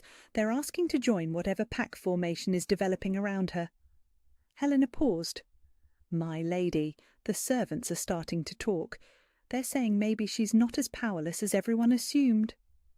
Seraphina's hands clenched on the windowsill hard enough to crack the painted wood. Servant gossip was dangerous because it spread like wildfire and had a way of becoming accepted truth through repetition. If the palace staff began to believe that Lyra might be important, that belief would eventually reach the noble court and from there to the neighbouring kingdoms. The girl had to be eliminated before that happened. "Send word to Marcus Thornfield," Seraphina said quietly. "Tell him I have a task that requires his particular expertise." Helena's face went pale. Marcus Thornfield was the leader of the Shadow Guild, assassins who specialised in making problems disappear without leaving traces that could be connected back to their employers. His services were expensive and absolutely final. "My lady, are you certain? Perhaps there are other ways to handle—" "There are no other ways." Seraphina turned from the window, her blue eyes cold as winter steel. "That girl is a threat to the stability of this kingdom and to the political alliance that my marriage to the Alpha King represents. Removing threats is not just my right, it's my responsibility as future queen." The justification sounded reasonable when she said it aloud, but Seraphina knew the truth was far more personal. She had spent 15 years becoming perfect, and perfection did not accept defeat at the hands of someone so clearly inferior. If the wolves recognized something in Lyra that others had missed, then whatever they saw needed to be destroyed before it could fully manifest. "I'll send the message immediately," Helena said, though her voice trembled with the implications. "No, I'll deliver it myself. This requires a personal touch." Seraphina moved to her writing desk and pulled out a sheet of expensive parchment. The message needed to be carefully worded to provide complete deniability while making her wishes absolutely clear. Marcus would understand the subtext, he always did. But as she began to write, a soft knock interrupted her concentration. "Enter," she called, expecting Helena to return with some additional piece of information. Instead, Lyra herself stepped hesitantly through the doorway. "Lady Seraphina," the girl said with a curtsy so deep it was almost a grovel, "I'm sorry to disturb you, but Cook Meredith said you wanted to speak with me." Seraphina stared at the girl, who had somehow managed to disrupt her entire world without even trying. Up close, Lyra was even more unremarkable than she appeared from a distance. Mousy brown hair that never seemed properly clean, clothes that had been mended so many times the original fabric was barely visible, and that permanent expression of apology that marked her as someone who had never expected to matter to anyone. But her eyes, there was something about her grey eyes that seemed almost familiar, though Seraphina couldn't place where she might have seen that particular shade before. "I didn't send for you," Seraphina said coolly, "but since you're here, we should have a conversation."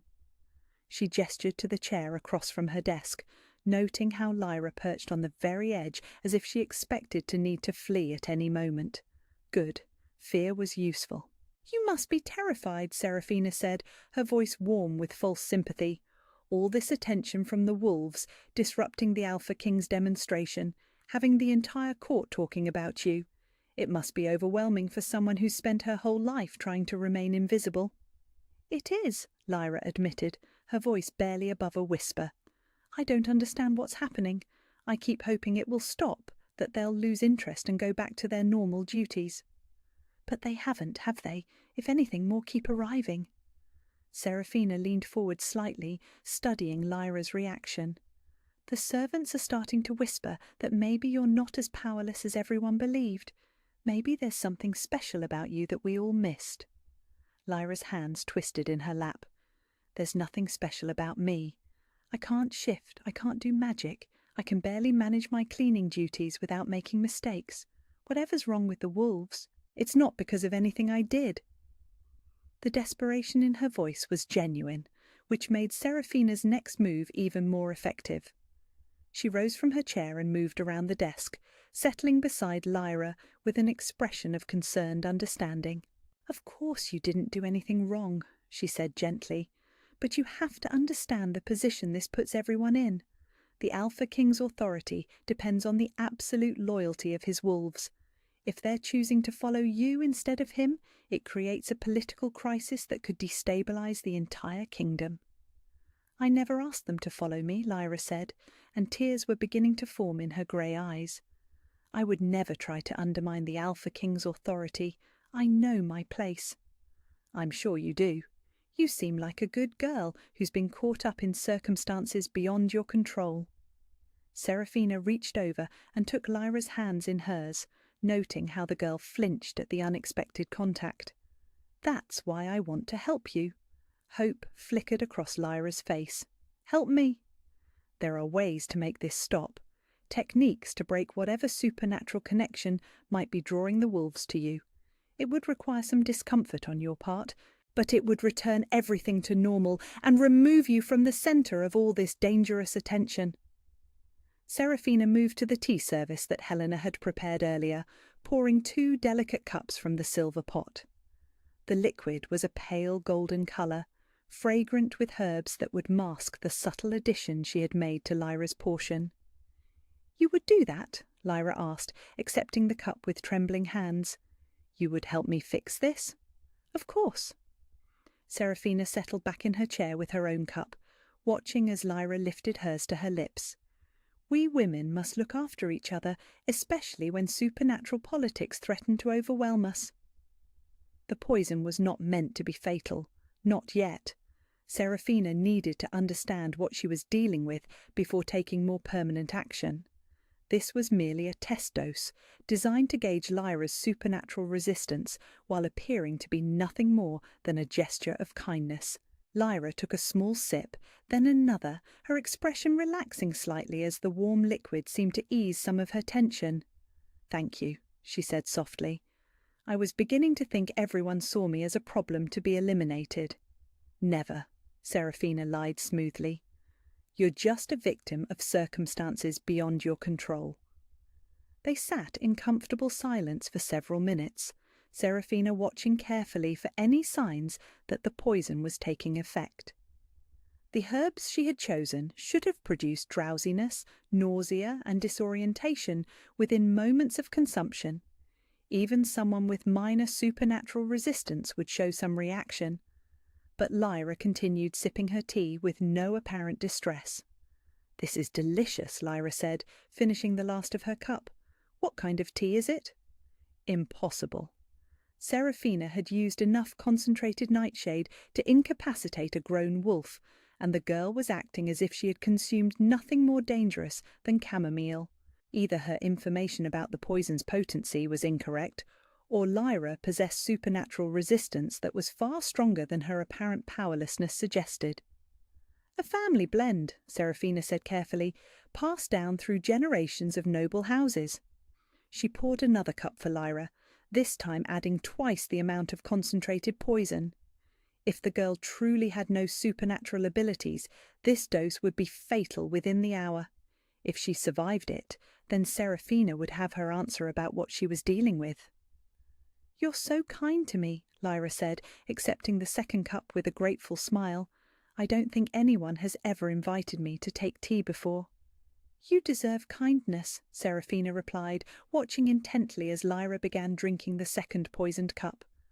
"Far too many people have dismissed you as unimportant, but I can see there's more to you than meets the eye."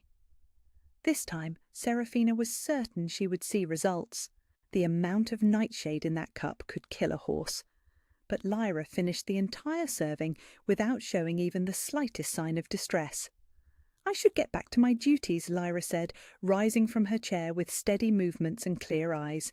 "But thank you again for the tea and the kindness. It means more to me than you know." She curtsied deeply and left the room, closing the door quietly behind her. Seraphina stared at the empty teacup, her mind racing through implications that grew more terrifying by the moment. No normal person could have consumed that much concentrated poison without at least becoming ill. The girl had ingested enough toxins to kill 3 grown men and walked away as if she had enjoyed a pleasant social visit. Whatever Lyra truly was, she was far more dangerous than anyone realized, and that meant she had to die tonight. Seraphina returned to her writing desk and began composing a very different message to Marcus Thornfield. Not a careful political elimination designed to look like an accident, but an urgent assassination contract that authorized whatever methods were necessary to ensure the target did not survive until dawn. The girl might have supernatural resistance to poison, but steel through the heart worked on every creature that had ever lived. "Helena," she called, and her voice carried the sharp authority of someone who had made a final decision. "Yes, my lady." "Send this message to Marcus immediately. Tell him the timeline has been moved up. The contract must be fulfilled tonight." "Tonight? But, my lady, perhaps if we waited—" "Tonight," Seraphina repeated, her blue eyes blazing with cold fury. "That girl is not what she appears to be, and I will not allow her to destroy everything I have worked for." As Helena hurried away with the assassination contract, Seraphina returned to her window to watch the wolves that continued their patient vigil below. Soon there would be no reason for them to maintain their supernatural loyalty. Soon their chosen protector would be dead, and the natural order would be restored. But as she watched Lyra emerge into the courtyard below, surrounded immediately by dozens of protective wolves who seemed to sense some invisible threat in the air, Seraphina realized that eliminating her rival might be far more difficult than she had anticipated. The girl was stronger than anyone knew, which only made destroying her more necessary. Death came for Lyra in the darkest hour before dawn. She had been dreaming of silver light and ancient voices calling her name, when the first assassin's blade whispered through the air where her throat had been a heartbeat before. Training that lived deeper than conscious thought rolled her off the narrow cot and onto the floor just as steel bit into straw where her head had been resting. 3 figures in midnight black moved through the servants' dormitory like liquid shadow, their faces hidden behind masks that reflected no light. The Shadow Guild.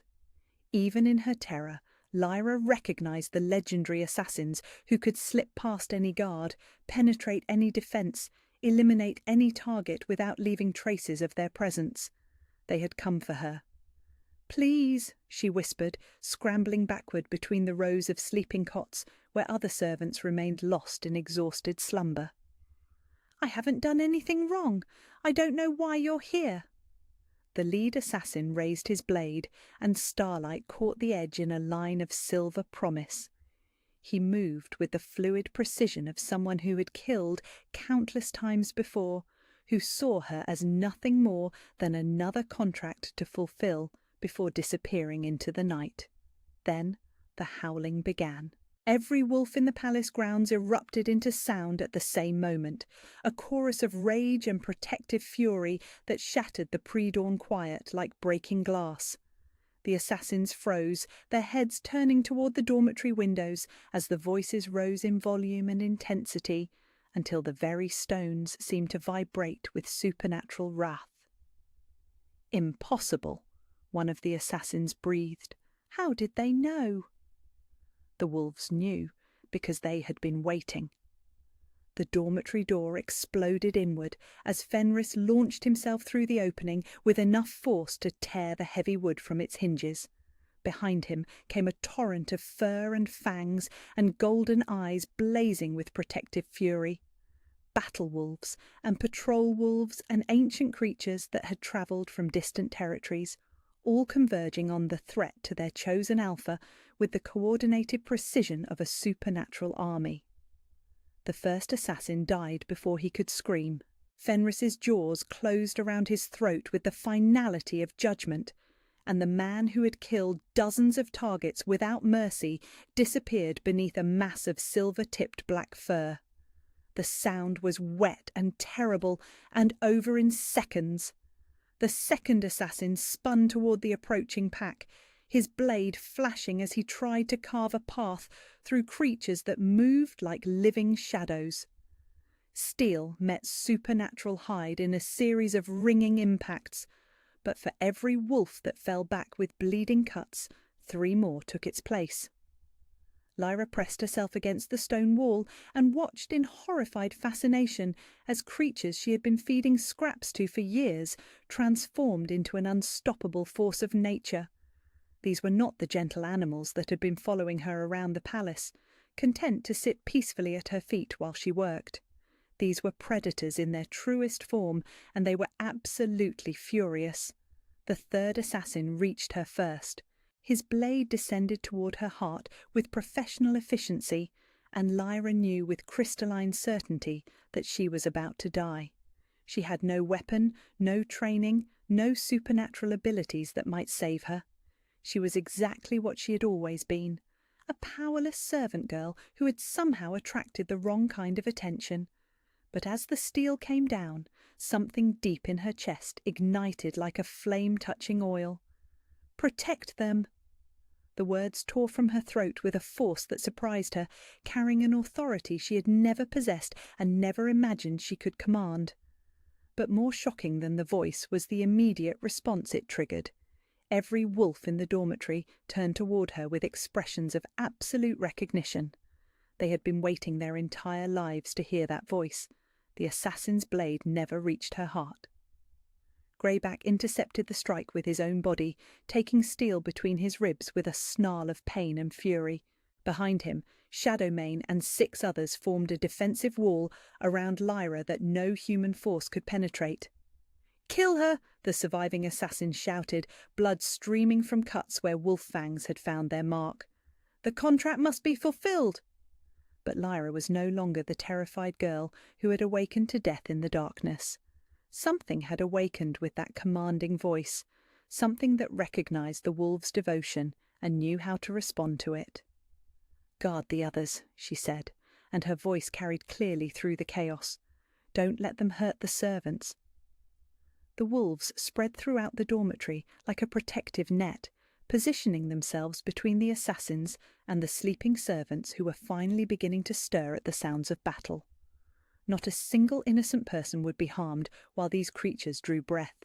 The remaining assassin looked around at the supernatural forces arrayed against him and made the calculation that had kept him alive through dozens of impossible contracts. This was not a battle he could win. He turned toward the shattered door, but Fenris was already there. The great wolf stood in the doorway like a living barrier, his golden eyes reflecting the lamplight as he blocked the only escape route. Blood dripped from his muzzle, and his lips pulled back to reveal teeth that could crush bones like twigs. "You came here to kill her," Fenris seemed to say, though wolves did not speak in human words. "You will not leave." The assassin raised his blade one final time, preparing to sell his life as expensively as possible. But before he could strike, a new voice cut through the chaos with the authority of absolute command. "Stand down." Alpha King Kyle filled the broken doorway behind Fenris, his presence so overwhelming that even the wolves paused in their protective fury. He wore only sleep clothes and boots hastily pulled on, but his supernatural authority was undiminished. His grey eyes swept the scene of carnage with the cold assessment of someone who had seen battlefields and found them wanting. "Your Majesty," the surviving assassin gasped, lowering his weapon slightly. "This is a contracted elimination, legal under the ancient codes." "Legal?" Cale's voice was deadly quiet. "You attacked a person under my personal protection in the heart of my own palace. That makes this an act of war against the crown itself." The assassin's eyes widened as he realized the political reality of his situation. He had accepted a contract that put him in direct opposition to the Alpha King's authority. There was no ancient code that would protect him from that level of treason. "I was hired. I don't care who hired you." Kyle stepped into the dormitory and the temperature seemed to drop 10 degrees. "You failed to complete your contract, killed my people, and threatened the stability of my kingdom. The penalty for that is death." But before Cale could deliver the judgment, Lyra's voice cut through the tension once again. "Wait." Every eye in the room turned toward her, and she realized she had just interrupted the Alpha King in the middle of pronouncing a death sentence, the kind of disrespect that could result in her own execution if she couldn't justify it. But as she looked at the surviving assassin, bleeding and defeated and facing certain death, she felt something shift in her chest. The same authority that had commanded the wolves to protect the innocent servants now demanded something else: mercy. "He was just following orders," she said quietly. "He didn't choose this target. Someone else decided I should die." "Irrelevant," Kyle said, though his voice had lost some of its deadly edge. "The law is clear. The law serves justice, but justice should serve the truth."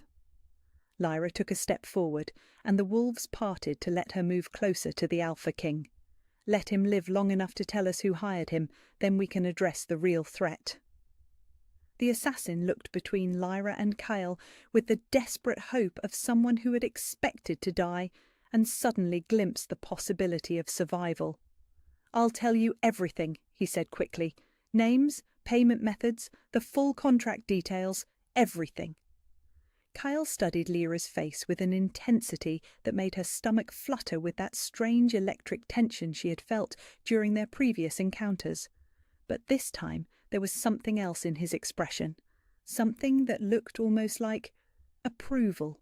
"Very well," he said finally. "Fenris, secure the prisoner. I want him questioned thoroughly before dawn." The great wolf moved forward with fluid grace, and the assassin dropped his weapon in surrender. He would live, at least long enough to reveal who had wanted Lyra dead, badly enough to hire the Shadow Guild. As the wolves began to escort their captive from the dormitory, Kyle approached Lyra with that predatory stride that made her heart race for reasons she didn't fully understand. "Are you injured?" he asked, his voice gentler than she had ever heard it. "No, the wolves." She looked around at the creatures who were still positioned protectively around the room, some bleeding from cuts, but all very much alive. "They saved me, all of them. They knew the assassins were coming before I even woke up. They felt the threat to their—" Kyle paused, as if searching for the right word. "To someone they've chosen to protect." The way he said it made her think he had been about to use a different word entirely, something more significant than protection, something that would explain the way he was looking at her now, as if she had become infinitely more interesting in the space of a single night. "I commanded them," she said quietly, the admission feeling like a confession of some terrible crime. "When the assassin was about to kill me, I told them to protect the other servants, and they obeyed. That's not normal, is it? Servants don't give orders to supernatural creatures." "No," Kyle agreed, stepping closer until she could feel the heat radiating from his body. "They don't." The electric tension between them was stronger now, crackling in the air like lightning before a storm. Lyra found herself staring into his grey eyes and seeing something there that made her breath catch in her throat. Recognition. "What's happening to me?" she whispered. Kyle reached out slowly, giving her time to pull away if she wanted to, and gently touched her face. His fingers were warm against her skin, and the contact sent sparks through her entire nervous system. "I think," he said quietly, "you're becoming who you were always meant to be." Outside the broken dormitory, wolves continued to howl in the pre-dawn darkness, their voices raised in recognition of something that was finally beginning to awaken after 17 years of sleeping. Their true alpha was stirring, and the world was about to change forever. The Alpha King's private chambers felt like stepping into another world. Lyra had never seen rooms this luxurious, with tapestries that probably cost more than most families earned in a lifetime, and furniture carved from wood so dark they seemed to absorb light. Everything spoke of power and wealth beyond her ability to comprehend. But what struck her most was how the space felt lived in rather than ceremonial. Books scattered across a reading table, a cloak thrown carelessly over a chair, the lingering scent of something warm and masculine that made her stomach flutter with that strange electric awareness. "Sit," Kyle said, guiding her toward a chair beside the massive stone fireplace where flames crackled against the pre-dawn cold. His touch on her arm was gentle, but she could feel the barely restrained energy beneath his calm exterior. She perched on the edge of the chair, hyper-aware of her torn servant's dress and the blood that stained her hands from tending to the wounded wolves. She didn't belong in a space like this, surrounded by evidence of supernatural royalty and absolute power. "You're safe here," he said, settling into the chair across from her with fluid grace. Up close, wearing only loose sleep clothes that revealed the powerful lines of his chest and arms, he looked less like an untouchable king, and more like a man who had been jolted awake by crisis and was still processing what he had witnessed. "Am I?" The question slipped out before she could stop it, and she immediately wanted to take it back. You didn't question the Alpha King's assurances, especially not when he had just saved your life. But instead of anger, she saw something that might have been understanding flash across his grey eyes. "You think someone else will try to kill you?" "I think I don't understand what's happening to me." Her hands twisted in her lap as she tried to find words for the confusion that had been building for days. "Those wolves obeyed me, actually obeyed me, like I had some kind of authority over them, but I'm nobody. I'm nothing. I can't even shift, let alone command supernatural creatures." Kyle leaned forward, his elbows resting on his knees as he studied her face with that intensity that made her feel like he was reading secrets she didn't know she was keeping. "Tell me what it felt like when you commanded them to protect the servants." She paused, trying to access the memory of that moment when something had ignited in her chest. "It felt like there was fire under my skin, like something that had been sleeping my whole life suddenly woke up and demanded to be heard. The voice that came out of me wasn't my voice. It was stronger, more certain than I've ever been about anything. And the wolves responded immediately. They looked at me like they'd been waiting their whole lives for that command." The memory still sent chills through her, like they recognized something in me that I don't recognize in myself. Kyle was quiet for a long moment, and she could see him weighing something important behind his grey eyes. When he spoke again, his voice carried the careful tone of someone delivering information that would change everything. "What if I told you that you're not what you believe yourself to be? That everything you've been told about your own powerlessness might be a carefully constructed lie designed to keep you safe?" Her breath caught in her throat. "What do you mean?" Instead of answering directly, he rose from his chair and moved to a small table where a crystal decanter held amber liquid that caught the firelight. He poured 2 glasses, but instead of drinking, he turned back to face her with something that looked almost like nervousness. "There are bloodlines in the supernatural world that transcend normal hierarchies, ancient powers that existed before kingdoms and noble houses, before the political structures that we use to organize our society. Most people believe these bloodlines are myths, but the wolves know better." He offered her one of the glasses, and when their fingers brushed during the exchange, that electric sensation flared between them so strongly she nearly dropped the crystal. From the way his pupils dilated slightly, she knew he felt it too. I don't understand, she whispered, though part of her was beginning to suspect that she understood far more than she wanted to. The true alpha bloodline, the first wolves, the creatures that every supernatural being recognizes as their ultimate authority, not through political appointment or inherited title, but through pure, undeniable supernatural connection. He sat back down, but closer this time, close enough that she could see the flecks of silver in his grey eyes. If someone from that bloodline still existed, if they had somehow survived the massacre that eliminated the rest of their family, they would command absolute loyalty from every wolf-blooded creature in existence. The glass trembled in her hands. That's impossible. I would know if I was something like that. I would have shown signs, demonstrated power, been different somehow. Unless someone made sure you never knew what you truly were. The words hit her like physical blows, and suddenly the room felt too small, too warm, too overwhelming with implications she couldn't process. Are you saying that I might be... I'm saying that 67 wolves have abandoned their duties to follow you around like you're the most important creature in their world. I'm saying that my own battle wolves, who have never disobeyed a direct command in 15 years, chose to protect you instead of obeying me. I'm saying that when you spoke with authority tonight, every supernatural creature in the palace recognized that authority as legitimate.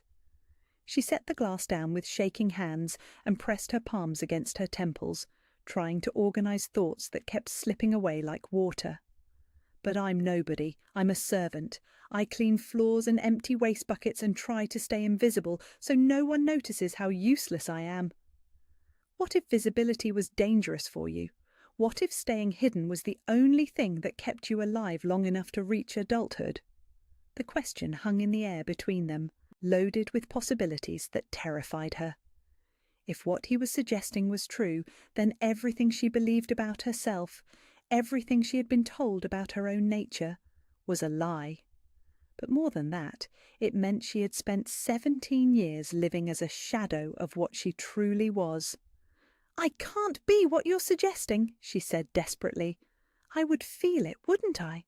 If I had that kind of power, that kind of importance, surely I would know. Instead of answering with words, Kyle did something that made her breath stop entirely. He reached across the space between their chairs and took her hand in his, intertwining their fingers with gentle deliberation.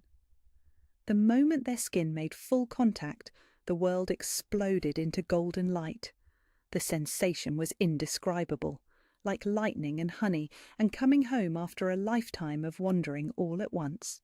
Every nerve in her body came alive with awareness that went beyond the physical, beyond anything she had ever experienced or imagined possible.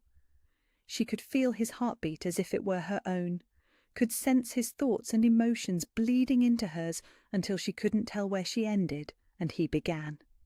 And through it all, a single word echoed in her mind with the finality of destiny accepting its proper course. Mate. She didn't know if the recognition came from her own awakening instincts or from his, but the truth of it settled into her bones with unshakable certainty. This man, this powerful supernatural king who ruled territories and commanded armies, was meant to be hers, and she was meant to be his. The golden light faded gradually, leaving them staring at each other in the firelit quiet with the weight of supernatural recognition hanging between them like a bridge that could never be uncrossed. "Now do you believe me?" he asked quietly, his thumb tracing gentle circles across her knuckles. "I don't know what I believe any more." Her voice was barely a whisper.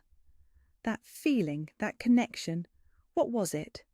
The mate bond, the supernatural recognition that occurs when two alpha-level bloodlines find each other. His grey eyes held hers with gentle intensity. It only manifests between individuals of sufficient power and compatibility. It can't be forced or faked or ignored once it activates. "But I'm not alpha-level anything, I'm just—" "You're my mate." The words were simple, but they carried the weight of absolute certainty. "Which means you are far more than you've ever been allowed to believe." The implications crashed over her in waves. If she truly was his mate, if the supernatural bond they had just experienced was real, then it changed everything. His arranged marriage to Lady Seraphina, her position as a powerless servant, the entire political structure of the kingdom. "What happens now?" she asked. "Now we find out who you really are. We break whatever spell has been hiding your true nature, and we let you choose whether to claim your birthright." He squeezed her hand gently. "But that choice is yours, Lyra. No one else gets to decide what you do with the power that's been sleeping inside you." She looked down at their joined hands, at the way his fingers fit perfectly with hers, as if they had been designed to hold each other. The electric awareness was still there, humming beneath her skin like a constant reminder of the connection they shared. "I'm scared," she admitted. "Of what?" "Of being important, of mattering, of having people depend on me when I've spent my whole life being told I'm worthless." She met his eyes, letting him see the vulnerability she had never shown another living soul. "What if I discover I have all this power and I'm still not enough? What if I disappoint everyone who believes in me?" The question seemed to break something open in his expression, and suddenly he was kneeling beside her chair, his hands framing her face with infinite gentleness. "Lyra," he said, and her name sounded different in his voice, important, cherished. "You have spent 17 years being enough to survive in a world that tried to convince you that you had no value.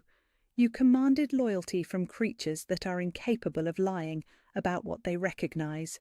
You chose mercy for an assassin who tried to kill you because justice should serve truth. You are already more than enough."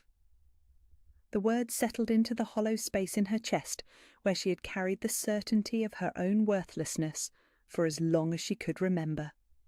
For the first time in her life, she allowed herself to consider the possibility that maybe everyone had been wrong about what she was capable of becoming. "Will you stay with me?" she asked, "while I figure out who I'm supposed to be?" "For as long as you'll have me," he promised, and sealed the vow with a kiss that tasted like destiny accepting its proper course. Outside the windows, the first light of dawn was beginning to touch the palace walls, and somewhere in the distance, wolves were still howling their recognition of the true Alpha, who was finally beginning to remember her own name. The world had already changed. Now it was her turn to decide what came next. The great hall had never seen a challenge like this. Lady Seraphina Blackthorne stood at the centre of the ancient stone floor, her perfect posture radiating confidence as nobles filled every available seat in the tiered galleries. She wore ceremonial armour that had been crafted specifically for this moment, silver and blue that complemented her ethereal beauty while providing supernatural protection for the trial by combat that would determine who had the right to stand beside the Alpha King. "I invoke the ancient right of challenge," Seraphina declared, her melodic voice carrying clearly to every corner of the hall. "This girl has used dark magic to corrupt the natural order, to steal the loyalty that rightfully belongs to the crown, and to threaten the stability of our kingdom. I demand trial by combat to prove her unworthiness." Lyra stood at the opposite end of the hall, and the contrast between them was stark enough to make several nobles whisper behind their fans. Where Seraphina gleamed with polished perfection, Lyra wore the simple clothes of a servant, with no armour, beyond the worn leather vest that Elder Cassius had insisted she accept. Her mousy brown hair was pulled back in a practical braid, and her face was pale with the terror of someone who had never held a weapon in her life. "The challenge is acknowledged," Kyle said from his position on the royal dais, though his voice carried none of the ceremonial satisfaction that such occasions usually demanded. His grey eyes were fixed on Lyra with an intensity that made her stomach flutter with that familiar electric awareness, and she could feel his wolf's restless energy even from across the vast space. He had tried to refuse the challenge, had argued that ancient laws should not apply to situations that defied supernatural logic. but the noble council had been unified in their insistence that the matter be resolved through combat. Too much was at stake. Too many political alliances hung in the balance. The kingdom needed certainty about who would stand as queen. "The terms are clear," Elder Cassius announced from his position beside the throne. "Trial by combat with supernatural abilities permitted. Victory determines not only the right to mate with the Alpha King, but recognition of which bloodline holds legitimate authority over the wolf population of this kingdom." The political implications made Lyra's head spin. If she lost, when she lost, because how could she possibly defeat someone with years of combat training and supernatural abilities? It wouldn't just mean her death. It would mean that Seraphina's claim to royal authority would be confirmed, that the wolves' recognition of Lyra would be declared an aberration, that the mate bond she had felt with Cale would be dismissed as manipulation or delusion. Everything would return to the way it was supposed to be, except for the part where she would be dead. 3 days for preparation, Kyle continued, and she could hear the strain in his voice. The combat will take place at dawn on the 4th day, with the entire court as witnesses. 3 days to somehow learn enough about fighting to survive against someone who had been training for this moment her entire life. 3 days to access whatever supernatural abilities might be sleeping in her bloodline. 3 days to become someone capable of standing as an equal to the most powerful beings in the kingdom. It was impossible. But as the noble assembly began to disperse, buzzing with excitement about the upcoming spectacle, Lyra felt something stir in her chest. The same authority that had commanded the wolves to protect the servants, the same certainty that had recognized the mate bond with Cale. It was faint, barely more than a whisper, but it was there. Maybe impossible was just another word for something no one had been brave enough to attempt.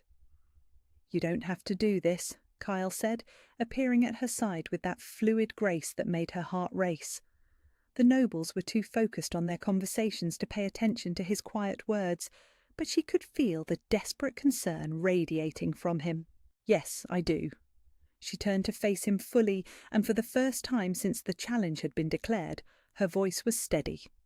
"She's right about one thing. The kingdom needs to know who I really am. This is the only way to settle it definitively."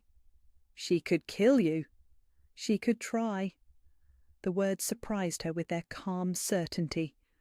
"But I'm tired of being afraid of what might happen if people notice I exist. I'm tired of living like I'm worth nothing. Maybe it's time to find out what I'm actually capable of." Something shifted in his expression, and suddenly he was looking at her the way he had the night before, when the mate bond had flared between them like golden lightning. "You're not the same person who was scrubbing floors a week ago." "No," she agreed. "I don't think I am." The next 3 days passed in a blur of desperate preparation that pushed her body and mind beyond anything she had ever experienced. Elder Cassius introduced her to meditation techniques designed to access suppressed supernatural abilities, guiding her through exercises that left her exhausted but somehow more aware of the power that hummed beneath her skin. "Feel for the barriers," he instructed during their second session in his tower study. "Magic that has been used to hide your true nature will have a texture, a weight that doesn't belong to your natural state. Find those places and push against them." She closed her eyes and turned her attention inward, searching for the artificial constraints that had shaped her entire life. At first, there was nothing but the familiar sense of limitation that had always defined her existence. But gradually, she began to notice places where her consciousness seemed to hit walls that felt different from normal human boundaries, barriers that felt imposed rather than natural. "I can feel something," she whispered, her voice strained with concentration, "like chains around parts of my mind that I've never been able to access." "Good. Now push against them, not with force, but with intention. Will them to dissolve." The first barrier cracked on the afternoon of the second day, and the sensation was like stepping from a small room into a vast cathedral. Her senses suddenly expanded, allowing her to perceive the emotional states of every person in the tower, the location of every wolf within a mile radius, the subtle supernatural currents that flowed through the palace like invisible rivers.